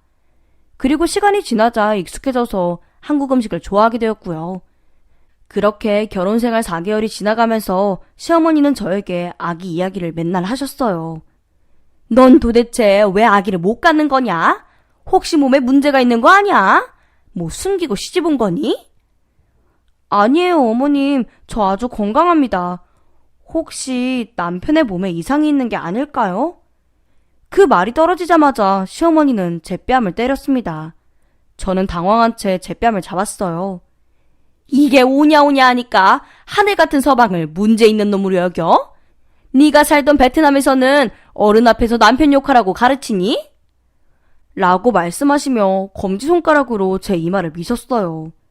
순간 저도 모르게 눈물이 쏟아져 내렸고 주체할 수 없을 만큼 많이 울었습니다. 타지에 와서 이런 대우를 받으니 너무 속상했어요. 그런데도 시어머니는 뭘 잘했다고 울어? 점심 다가오니까 밥이나 차려라! 하시며 방으로 들어가셨습니다. 저는 농장으로 들어가 남편에게 이 사실을 알렸고 위로를 받으려고 했어요. 그러자 남편은 이것 봐라. 조그만한 게 벌써부터 시어머니 흉보는 거야? 너 아주 철딱서니가 없구나. 요즘 한가해 보이더니 안 되겠어. 너 저기 쌓여있는 딸기 상자 오늘까지 다 접어놔. 아무것도 모르는 타지에서 제가 의지할 수 있는 사람은 그래도 남편밖에 없었습니다. 저는 입을 닫고 아무 생각 없이 딸기 상자를 접었습니다. 1000개는 넘을 것 같은데 오늘까지 하려면 늦은 밤까지 해야만 했어요. 게다가 그 사이 저녁상까지 차려야 하니 정말 힘든 하루가 될 것 같았죠. 고되고 힘든 하루를 보내며 한국 생활은 제가 생각한 것과 많이 다르다는 걸 알게 되었어요. 그리고 다음부터는 말대답은 하지 않고 복종해야겠다고 다짐했습니다. 베트남에 계신 저희 부모님과 동생들을 위해서 저 하나만 고생하면 될 일이었으니까요. 하지만 날이 갈수록 시어머니의 요구는 점점 늘어났습니다. 옆집의 고추밭에서 일을 도와주라고 저를 보내시기도 했고 배추밭으로 보내서 배추를 나르는 일을 시키기도 했네요. 전 밥 먹을 시간도 없이 매일 밭일만 하게 되었어요. 그래서 허리와 다리가 너무 아파서 밤마다 끙끙 앓았습니다. 남편은 그런 저를 이해하지 못하고 잠자리를 요구했어요. 제가 거부해도 소용없었죠. 그렇게 다음날 새벽에 일어나면 제 몸은 만신창이었답니다. 그래도 고향에 있는 가족들을 생각하며 꾸역꾸역 버텨왔네요. 그렇게 시집온 지 6개월이 지나자 거울 속의 제 얼굴을 보고 깜짝 놀랐어요. 주름이 언제 이렇게 많이 늘었는지 20대 초반의 여자의 얼굴로 보이지 않았습니다. 그날도 여느 때처럼 다른 집 농사일을 도와주러 갔는데 무밭에서 물을 뽑는 일을 했습니다. 무가 보통 무거운 게 아니어서 반나절 만에 저의 온몸이 지쳐버렸어요. 그래도 있는 힘껏 열심히 일해 밭일을 마치고 딸기 농장으로 들어가려는데 무밭 주인 아저씨가 저에게 돈을 주는 거예요. 그래서 저는 아저씨 왜 저한테 돈을 주세요? 라고 물었더니 일을 했으니까 당연히 돈을 줘야지. 새댁이 이 마을에서 일 잘한다고 소문이 자자해. 다들 새댁한테 일장을 준 걸로 알고 있는데 시어머님이 안 전해줬어? 라면서 저에게 돈 봉투를 주셨습니다. 그 안에는 5만원짜리 지폐가 들어있었어요. 그동안 제가 일했던 밭일의 대가를 받았더라면 꽤 많은 돈을 벌었을 텐데 시어머니가 모두 가로채서 저는 하나도 받지 못한 거였죠. 그래서 용기를 내서 시어머니께 제 돈의 행방에 대해 물어보기로 했습니다. 그 돈은 제가 남의 집 일을 해서 번 거니까 그 돈까지 친정에 보내드리면 더 좋을 것 같았거든요. 어머님, 제가 그동안 남의 집 밭일했던 돈말인데요. 그거 어머님이 다 가져가셨죠? 그러자 시어머니가 어이없다는 듯 혀를 차며 말씀하셨어요. 너 지금 그깟 돈 몇 푼 못 받아서 이러는 거니? 우리가 매달 네 친정에 보내는 돈이 얼만데 이 정도 가지고 그러니? 그 돈은 내가 모아뒀다가 손자가 태어나면 그때 주기로 하마. 그래도 손자를 낳으면 주신다고 했으니 분명 주실 거라 믿었습니다. 그래서 저는 남편과의 잠자리에 적극적으로 나서기로 했어요. 늦은 밤 남편을 유혹하려는데 예전 같으면 야생마처럼 달려들었을 남편은 저를 발로 밀어내고 잠을 자더라고요. 자존심이 상한 저는 화장실로 가서 거울을 들여다보았어요. 변해버린 거울 속 제 모습에 한숨이 나왔고요. 남편이 거부할 만도 하더군요. 이튿날 밤 저는 곱게 화장을 하고 다시 남편을 유혹했습니다. 그런데 남편이 또다시 저를 거절하더라고요. 그래서 저는 여보, 왜 그래요? 내가 이제 싫은 거예요? 아기 갖고 싶지 않아요? 라고 물었더니 야, 우리가 짐승이냐? 그냥 때 되면 생기겠지. 거기다 입술은 그게 뭐야? 뒤잡아먹은 것도 아니고. 나 피곤하니까 넌 바닥에서 자라. 라는 말로 저에게 상처를 주었습니다. 그날 이후 남편은 매일 취해서 집을 들어왔어요. 농장 일은 인부들과 저에게 맡기고 제대로 일하지도 않고 말이죠. 게다가 마을에 소문이 돌았는데 제 남편이 술집 여자들과 돌아가며 연애를 한다는 말이었어요. 그제야 남편이 왜 저와의 잠자리를 피하는지 알게 되었죠. 시어머니는 그런 저를 보면서 한심하다. 얼마나 못났으면 남편이 밖으로 돌게 하니? 넌 그냥 시키는 반일이나 하고 살아라. 하시며 저를 노예처럼 부렸어요. 저에겐 휴대전화가 없어서 한국에 와서는 시어머니께 휴대전화를 빌려 한 달에 한 번 정도 친정집에 전화를 했었습니다. 그런데 얼마 전부터는 무슨 이유에서인지 시어머니는 친정집에 전화를 못하게 하셨고 저는 의심을 할 수밖에 없었습니다. 이웃집 밭일을 하며 아주머니께 휴대전화를 빌려 친정엄마와 통화를 했는데 2달 동안 생활비가 들어오지 않는다는 거예요. 저는 속상함을 숨기며 곧 보내드릴 거라고 엄마를 안심시켰어요. 일이 끝나고 집으로 돌아가 어머님께 물었습니다. 어머님, 저희 친정에 왜 돈을 안 보내주셨나요? 그건 약속된 돈이잖아요. 그러자 시어머님이 참 어이가 없네. 아니 우리가 그 많은 돈을 언제까지 보내줘야 하는 거니? 넉 달을 보냈으면 된 거 아니야? 뭐 계약서라도 썼으면 가지고 와. 라고 말씀하시며 더는 친정에 돈을 지불하지 않겠다는 겁니다. 그래서 저는 그동안 남의 집 일을 하며 번 돈을 돌려달라고 했더니 얘, 네가 여기서 먹고 자는 건 계산 안 해봤니? 그게 얼마나 많이 들겠어. 너 호텔 가봐라. 하룻밤에 몇십만 원씩 받는다더라. 오히려 내가 너한테 돈을 받아야 할 상황으로 보이지 않니? 하시며 저를 방에서 쫓아내셨어요. 저는 안 되겠다 싶어 다음날 오후에 집이 비었을 때 제 돈을 찾으려고 어머님 방을 뒤졌습니다. 마침내 돈을 찾았고 저는 그 돈을 친정에 붙이려고 집을 나서려고 했어요. 그러자 제 앞에 시어머니가 나타나서는 제 머리채를 잡고 저를 때리기 시작했습니다. 이 도둑년아, 어디 할 짓이 없어서 시어머니 방을 뒤져? 저는 시어머니의 손찌검에도 할 말은 하기로 했죠. 이거 제가 번 돈보다 적어요.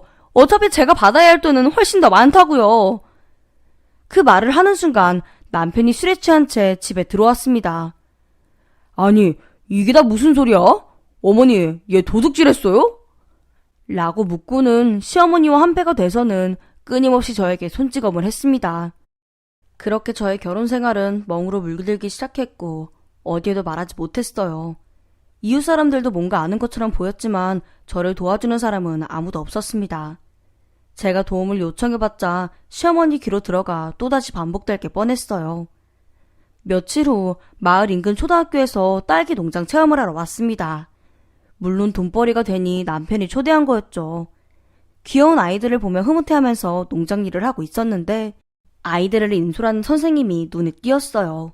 저와 같은 베트남 사람이더라고요. 보아하니 한국으로 유학을 온 사람 같았습니다. 그래서 학교에 일자리를 얻은 거였죠. 그 남자 선생님도 저를 알아보았고 아이들이 체험하는 동안 저에게 슬며시 말을 걸더라고요. 안녕하세요. 고향 사람을 여기서 보네요. 한국에 오신 지는 얼마나 되셨어요? 6개월이요. 저는 이렇게 짧게 대답했어요. 왜냐하면 시어머니가 저를 지켜보고 있었기 때문이었죠. 금세 눈치를 챈 선생님은 나중에 이야기를 하자고 속삭이고는 아이들에게 돌아갔습니다. 이튿날 베트남 선생님은 저에게 휴대전화가 없다는 걸 알고 하우스 뒤편에서 저를 기다렸어요. 저에게 손을 흔들며 인사를 했고 저는 시어머니 없는 틈을 타 선생님을 만나서 이야기했습니다. 저는 그 선생님에게 지금 제 상황을 들려주었어요. 하나부터 열까지 말이에요. 제 이야기에 베트남 선생님은 분노하며 저를 도와주겠다고 말했습니다. 그리고 며칠 뒤 경찰관과 동행해서 저희 집으로 찾아왔고요. 그때 저는 이제 자유로워질 수 있나 싶었어요. 그런데 경찰관은 시어머니의 말씀만 듣고는 제가 못된 며느리라고 판단하고 돌아가더라고요. 그날 밤 남편은 저에게 베트남 놈과 바람을 피운 것도 모자라 경찰에 신고를 해? 라고 소리치며 제 뺨을 때렸습니다. 그리고 시어머님에게도 뺨을 맞았고요. 여전히 저는 제자리였어요. 누구도 도움을 주지 않으니 포기할 수밖에 없었죠. 며칠 뒤 선생님이 다시 찾아와서 저에게 사과를 하며 다른 방법을 찾고 있으니 조금 기다려달라고 희망적인 말을 하고 돌아갔어요. 또다시 한 달 뒤 경찰차 6대가 시댁 앞으로 왔고 베트남 대사관에서도 저를 도우러 나왔습니다. 일이 이렇게 되기까지 쉽게 이루어지지 않았어요. 베트남 선생님이 발로 뛰어서 도움을 요청해봤지만 아무도 나서지 않았답니다. 그래서 지푸라기라도 잡는 심정으로 청와대 홈페이지에 글을 올렸고 오늘과 같은 일이 벌어진 것입니다. 시어머니와 남편은 바로 경찰서로 끌려갔고 저는 다른 숙소로 이동하게 되었어요. 그리고 조사를 받게 되는데 저는 그동안의 일들을 말하며 슬피 울었습니다. 그러자 많은 사람들이 저를 도와주겠다고 약속했고요. 남편과 시어머니는 폭행 및 감금죄로 벌금과 집행유예를 받게 되었습니다. 그리고 제가 받아야 할 돈의 2배를 저에게 좋아했답니다. 게다가 합의금까지 꽤 목돈을 받았죠. 솔직히 저는 더 받아야 한다고 생각했는데 애써 참고 만족하기로 했어요. 그리고서 저를 도와준 베트남 선생님을 찾아 감사의 말을 전했습니다. 고마워요, 선생님. 선생님 아니었으면 저는 여기서 평생 노예처럼 살았을 거예요. 그렇게 제 말이 떨어지자마자 그럼 베트남으로 돌아가실 건가요? 이런 말 할 분위기는 아니지만 저와 결혼해 주실 수 없을까요? 저와 다른 곳으로 가서 함께 살아요. 조금만 있으면 저에게도 더 좋은 직장이 생깁니다. 제가 평생 보살펴 줄 테니 저에게 와주세요. 저는 정말 난감했습니다. 보통 사람이었더라면 거절하고 베트남으로 돌아갔을 텐데 저를 구해준 은인이었고 좋은 사람이었기 때문에 잠시 생각을 하게 되었어요. 잠시 후 생각이 정리되고 선생님에게 말했습니다. 저는 베트남에 돌봐야 할 가족들이 많아요. 전 돈을 벌어야 해요. 그러려면 결혼이 아니라 일을 해야 되고요. 선생님은 따뜻한 미소를 지으며 저에게 말했습니다.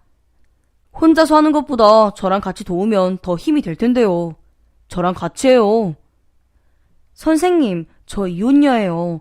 선생님이 뭐가 아쉬워서 저 같은 여자를 만나요? 선생님은 제 말을 끊고 말을 이었어요.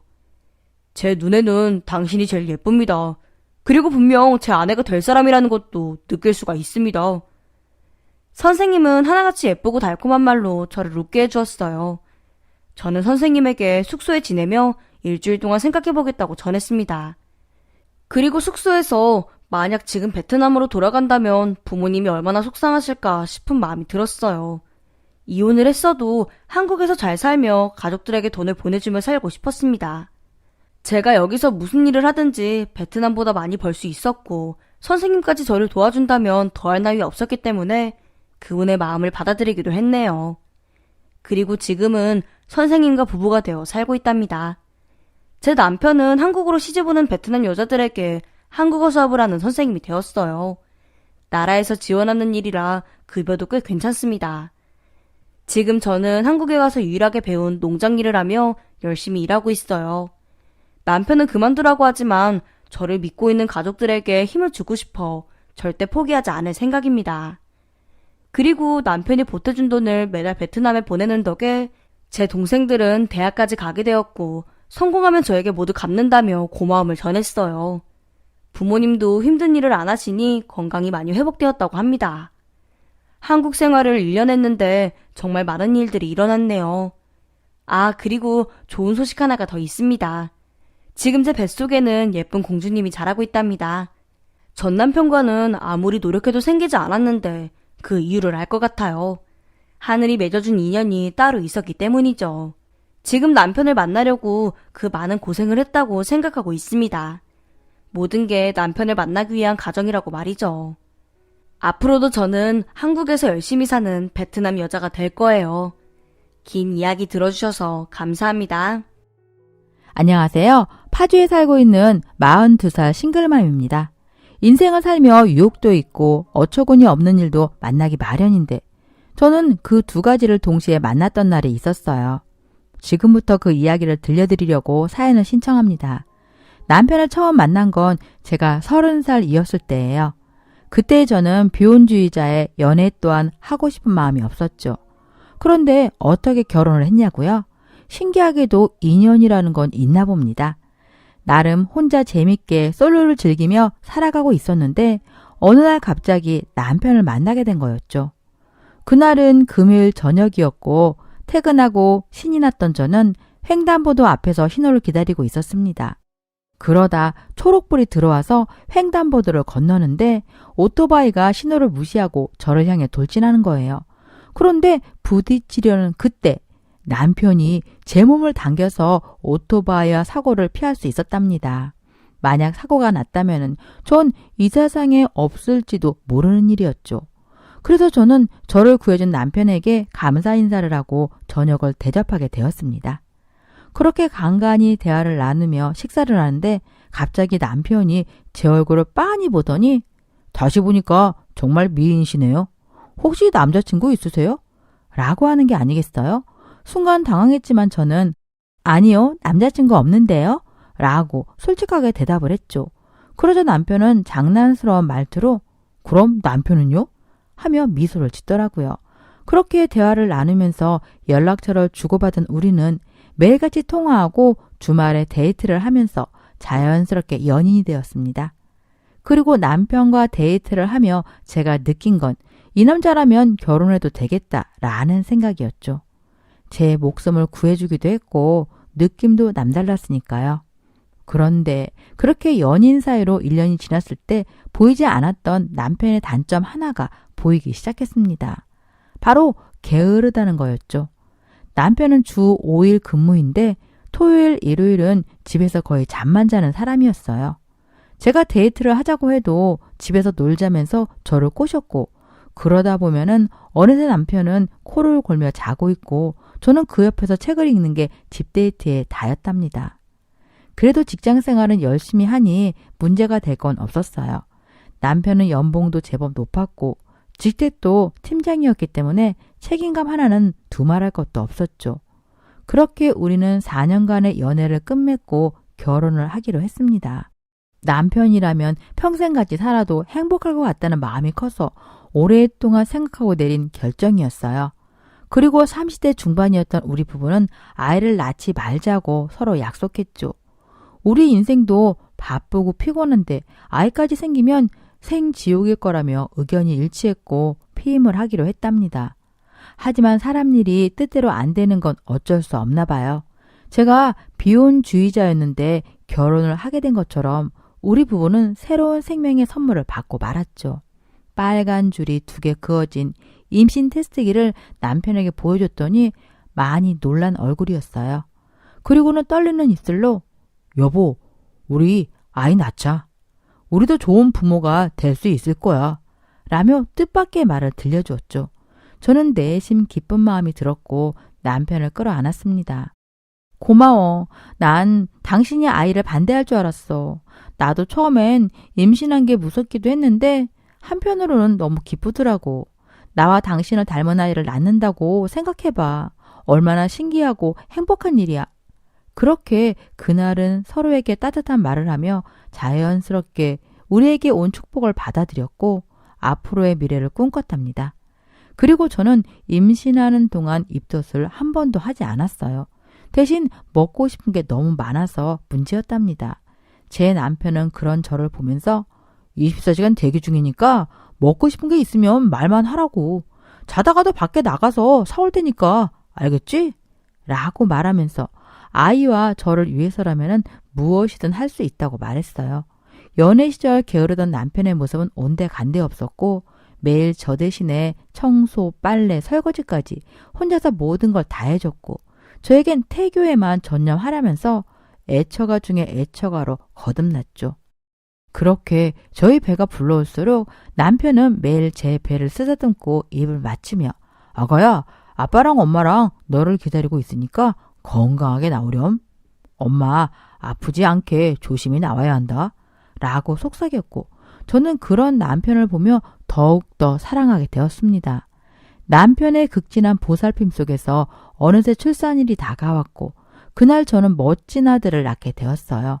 게다가 남편의 부탁대로 아들은 저를 크게 아프지 않게 하고 태어났답니다. 남편은 아들을 보고 너무 행복해했어요. 결혼 전 아이는 절대 낳지 말자고 말한 사람이 맞나 싶을 정도였습니다. 저렇게 사랑스러워하고 좋아하는데 아이를 갖지 않았더라면 큰일 날 뻔했죠. 이후 산후조리를 하고 집으로 돌아온 저는 당분간 집에서 쉬기로 했답니다. 남편이 아이를 낳은 건 벼슬을 한 것보다 위대한 일이라면서 두 다리 뻗고 쉬라며 저를 편하게 해주었죠. 게다가 남편은 누가 봐도 심할 정도로 아들을 예뻐했어요. 휴대전화에는 아들 사진으로 가득했고 만나는 사람마다 아들을 자랑하느라 정신이 없었죠. 그런 모습을 보니까 나중에 형편이 더 좋아지면은 둘째도 낳을까 하는 생각도 들었어요. 아들이 엄마와 아빠를 부르고 수없이 넘어지며 걸음마를 했을 때에는 세상을 다 가진 부모처럼 기뻐했답니다. 심지어 한글을 읽었을 때에는 우리 아들이 천재라며 IQ 검사를 받아봐야 한다고 했었죠. 그렇게 시간이 흘러 아들은 유치원에 들어가게 되었어요. 여전히 남편은 아들이라면은 사족을 못 쓰는 사람이었죠. 저보다 아들이 우선이었어요. 그리고 아들이 생기고 나서는 같이 잠자리도 많이 하지 못했습니다. 핏줄은 당긴다더니 저는 아들에게 밀려버린 거였죠. 그런데 이렇게 평화롭고 행복한 가정에 위기가 올 거라고는 저는 상상도 못했습니다. 발단은 남편의 회사가 휘청거리기 시작한 거죠. 매출이 줄어들면서 직원은 반으로 줄었고 남편도 경고사직을 피할 수 없게 되었어요. 결국 다른 방법이 없어서 남편은 퇴직금과 6개월치 급여를 받고 퇴사를 하게 되었습니다. 그리고 이후 남편은 아들이 초등학교에 들어가기 전에 기반을 잡아놔야 한다면서 사업을 하겠다고 했어요.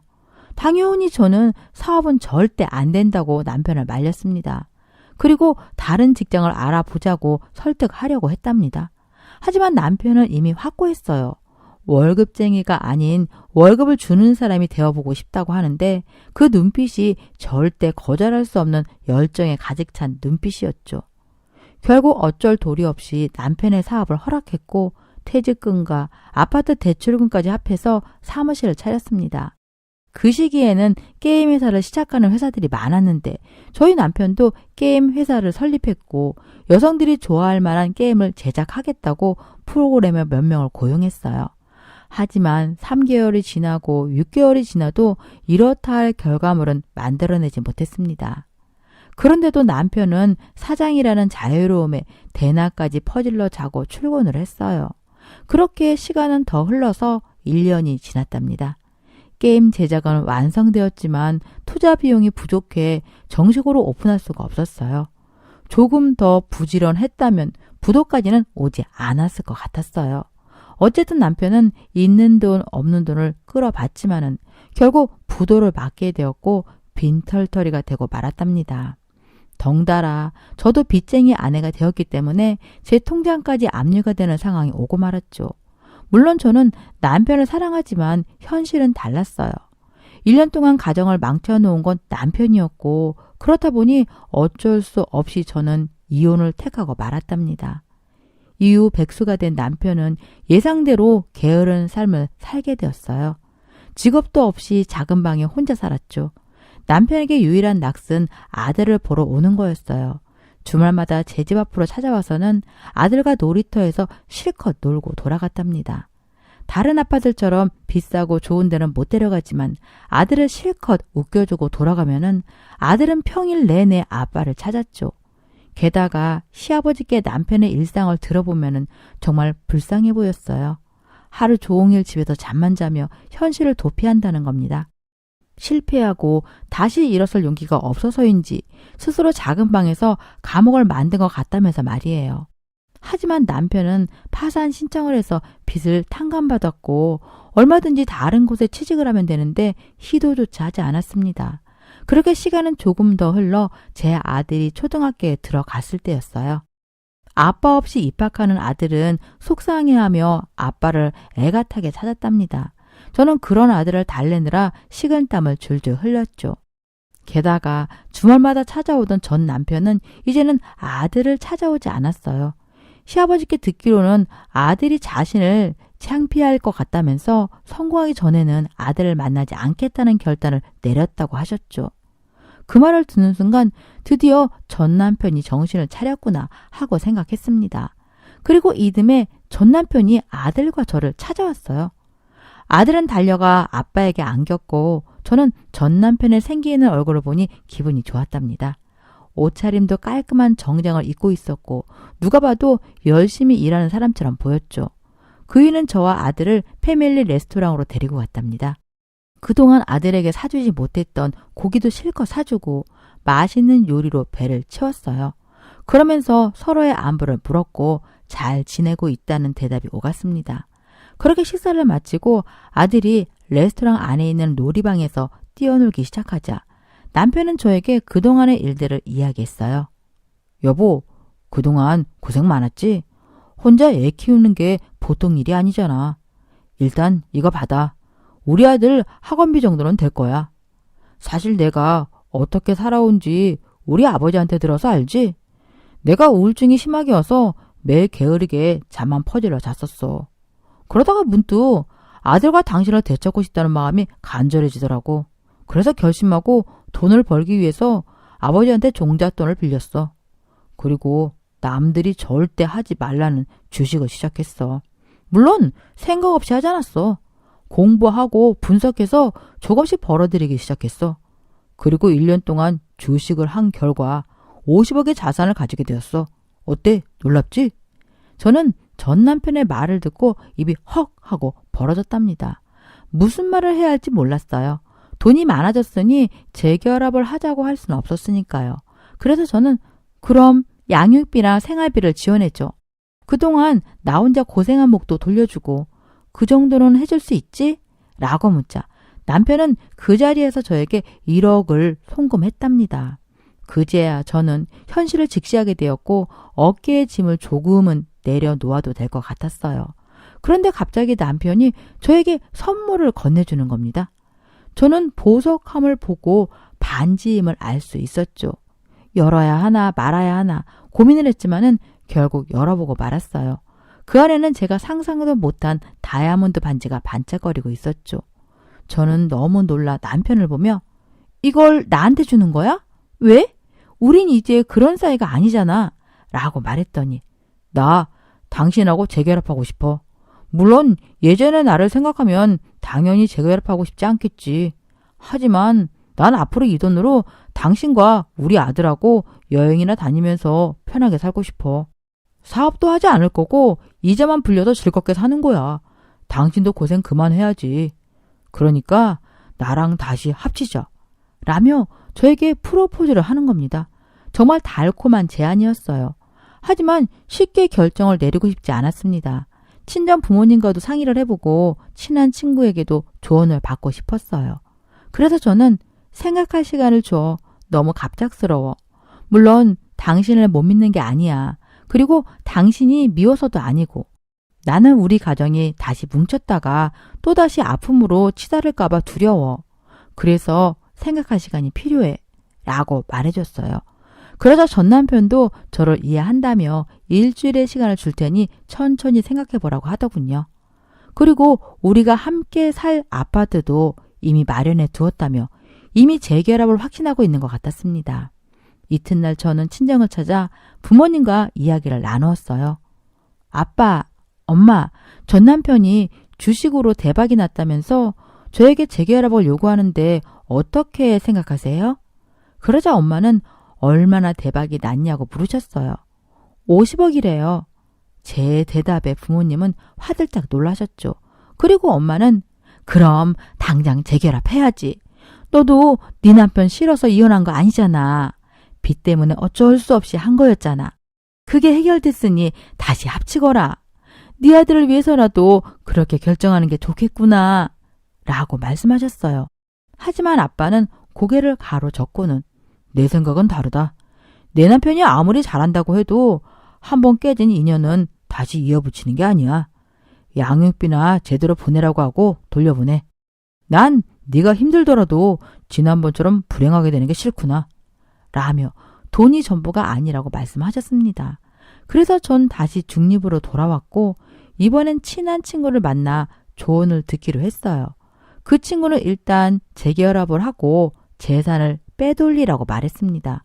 그게 가장 현명한 방법이라며 그 이후에 다시 이혼을 하든지 평생 행복하게 살든지 결정하라면서 말이죠. 저는 중립이었던 생각에서 친구의 말대로 제 몫을 단단히 챙기는 게 우선이겠구나 생각했답니다. 그래서 친정 부모님께는 전 남편과 잠시 같이 지내보고 결정하겠다고 말씀드렸죠. 그러자 부모님은 제 결정을 존중하신다면서 행복해지길 바란다고 응원을 보내주셨어요. 정말이지 저는 부모님이 안 계셨더라면 여러 번 무너졌을 겁니다. 며칠 후 전 남편이 다시 저를 찾았고 저에게 여보 결정했어? 제발 안 된다고 말하지 마. 라고 말했고 저는 좋아. 나도 당신하고 살고 싶어.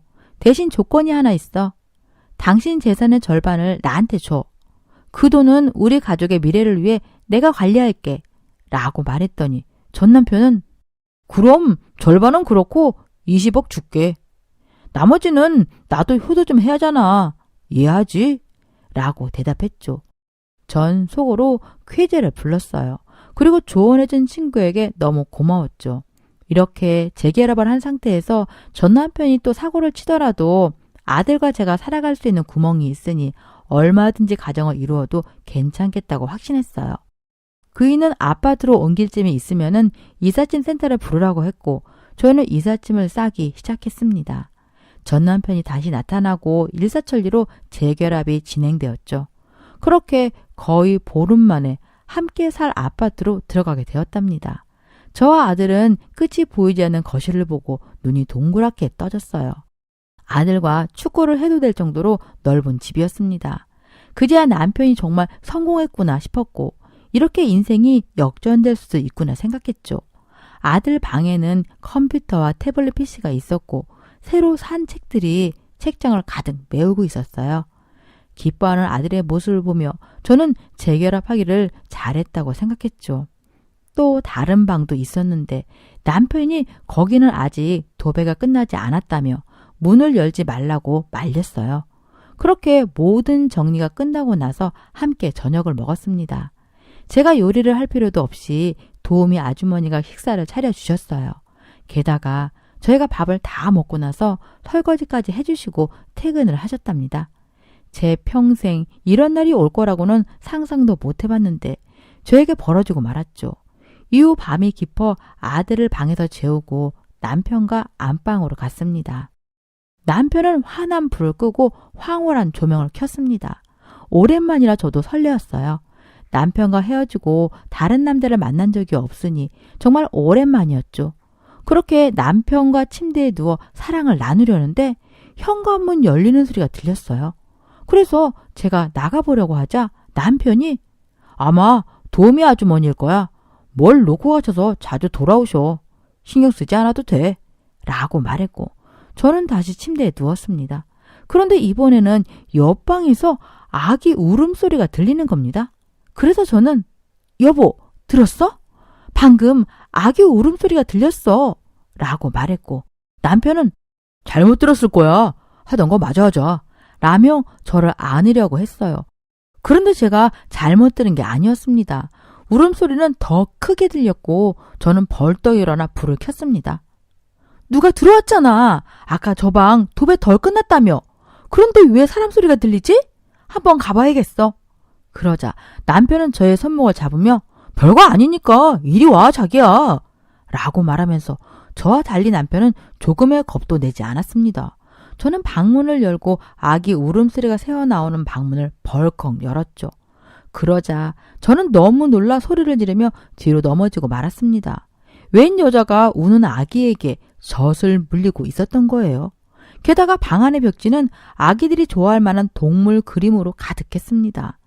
이게 다 무슨 상황인지 이해가 되지 않았지만 말도 안 되는 상황이라는 건 느낄 수 있었죠. 누구세요? 아가씨, 아니 아줌마 누구세요? 왜 남의 집에서 이러고 있는 거예요? 그러자 아이를 안고 있던 여자는 저도 이 집에 살기로 한 여자인데요. 아직 이야기 못 들으셨나 봐요? 뭐 아무튼 우리 아이 놀라니까 소리치지 말아주세요. 하고는 어이없는 대답을 하는 겁니다. 황당해서 뒤를 돌아보니 남편이 오늘 들어오지 말라고 했잖아 라며 투덜거렸죠. 그러자 여자가 나도 그러려고 했는데 갈 데가 마땅치가 않았어 라고 대답을 하더라고요. 저는 어리둥절해 있었고 남편은 사실대로 말할 테니 진정하라며 제 손목을 잡았어요. 여보, 일단 진정하고 앉아봐. 앉아서 이야기하자. 도대체 저 여자랑 아기는 누구야? 여기서 살기로 한 여자라니? 당신이 데리고 온 사람이야? 남편은 저에게 솔직하게 털어놓을 테니 끝까지 들어달라고 당부했습니다. 그게 그러니까 1년 전쯤에 내가 페인으로 살고 있을 때 만난 여자야. 잠시 불 붙어서 몇 번 만났는데 임신을 하고 말았지 뭐야. 당신도 알지만은 내가 아이를 유독 좋아하고 사랑하잖아. 그래서 정신이 번쩍 들더라고. 그래서 아버지한테 종잣돈을 빌려서 주식을 하게 된 거고, 그래서 또 아이가 태어나기 전에 50억 부자가 된 거였어. 저는 잠시 남편의 말을 끊었습니다. 그럼 저 사람이랑 살지 나는 왜 찾아왔어? 그거야, 내가 사랑하는 사람은 당신이니까. 우리 가족은 변함없어. 그건 내가 보장해. 저 여자와 아이는 없는 셈치고 지내도 돼. 저 아기도 내 자식이니까 내 곁에 두고 키우고 싶어. 그뿐이야. 그러니까 당신이 이해 좀 해주면 안 될까? 저의 머릿속은 터질 것 같았습니다. 도대체 이게 다 무슨 소린지 이해되지 않았죠. 그러다가 남편의 입장을 생각했죠. 그러니까 당신은 한 지붕 두 직살림을 하겠다는 말이야? 저 여자와 아기는 내보내지 않고 당신 곁에 두겠다고? 게다가 나와 내 아들도 곁에 두겠다고? 이게 도대체 말이야 막걸리야? 그러자 남편은 흥분한 저를 안정시키려고 물을 떠왔습니다. 물론 저는 달달 떨리는 손으로 그 물을 받아서 남편의 얼굴에 부어버렸죠. 정신 차려야 할 건 내가 아니라 당신이야. 지금 상황이 말이 된다고 생각해? 그랬더니 남편이 응, 말이 안 돼. 하지만 내 소원이야.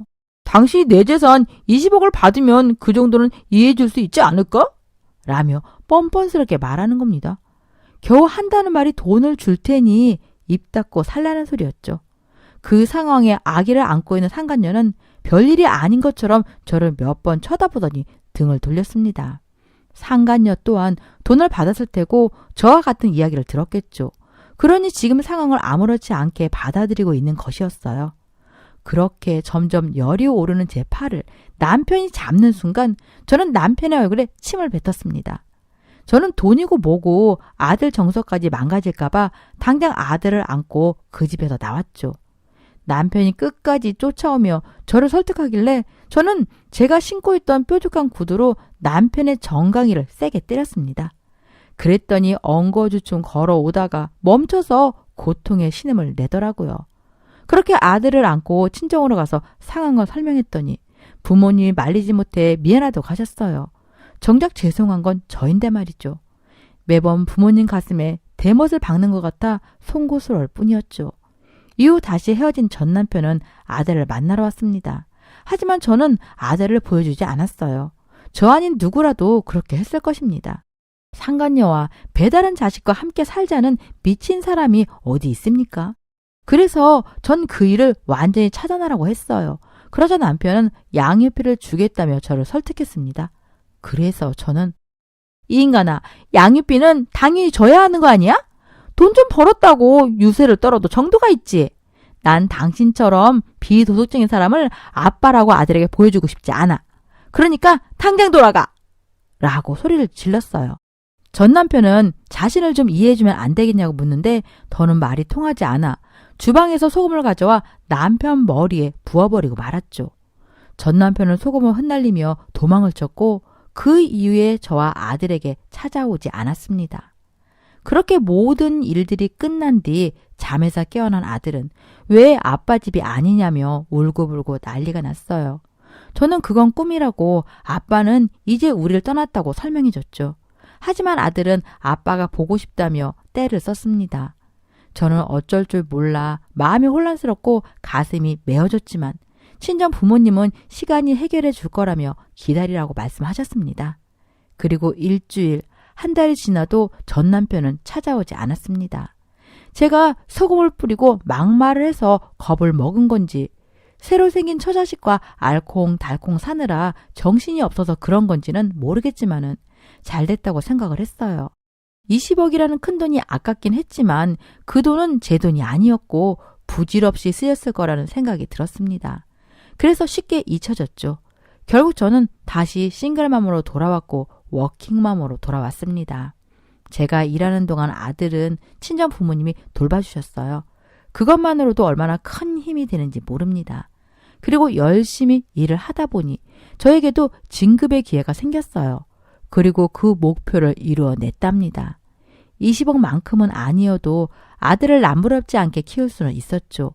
전 남편이 더는 아들을 찾아오지 않아 다행이라는 생각이 드는 반면에 예전처럼 아들을 사랑하던 아빠는 어디로 갔는지 의아했어요.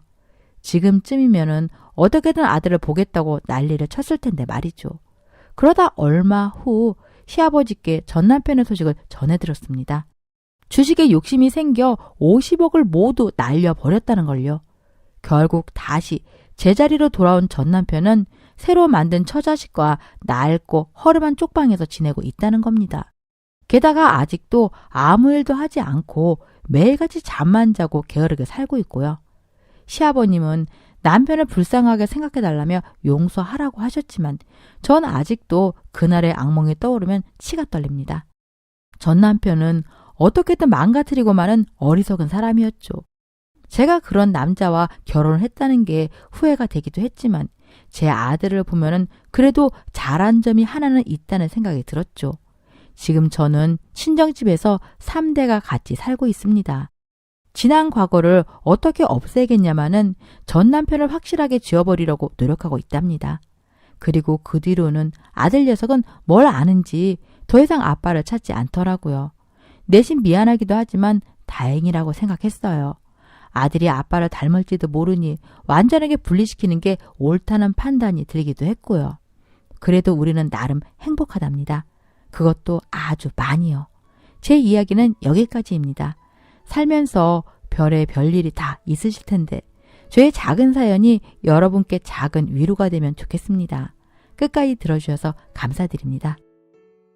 오늘 사연글에 여러분의 소중한 댓글 참여 기다리면서 구독, 좋아요, 공유는 물론 알람 설정도 부탁을 드립니다. 그럼 오늘도 함께 읽어주셔서 감사합니다.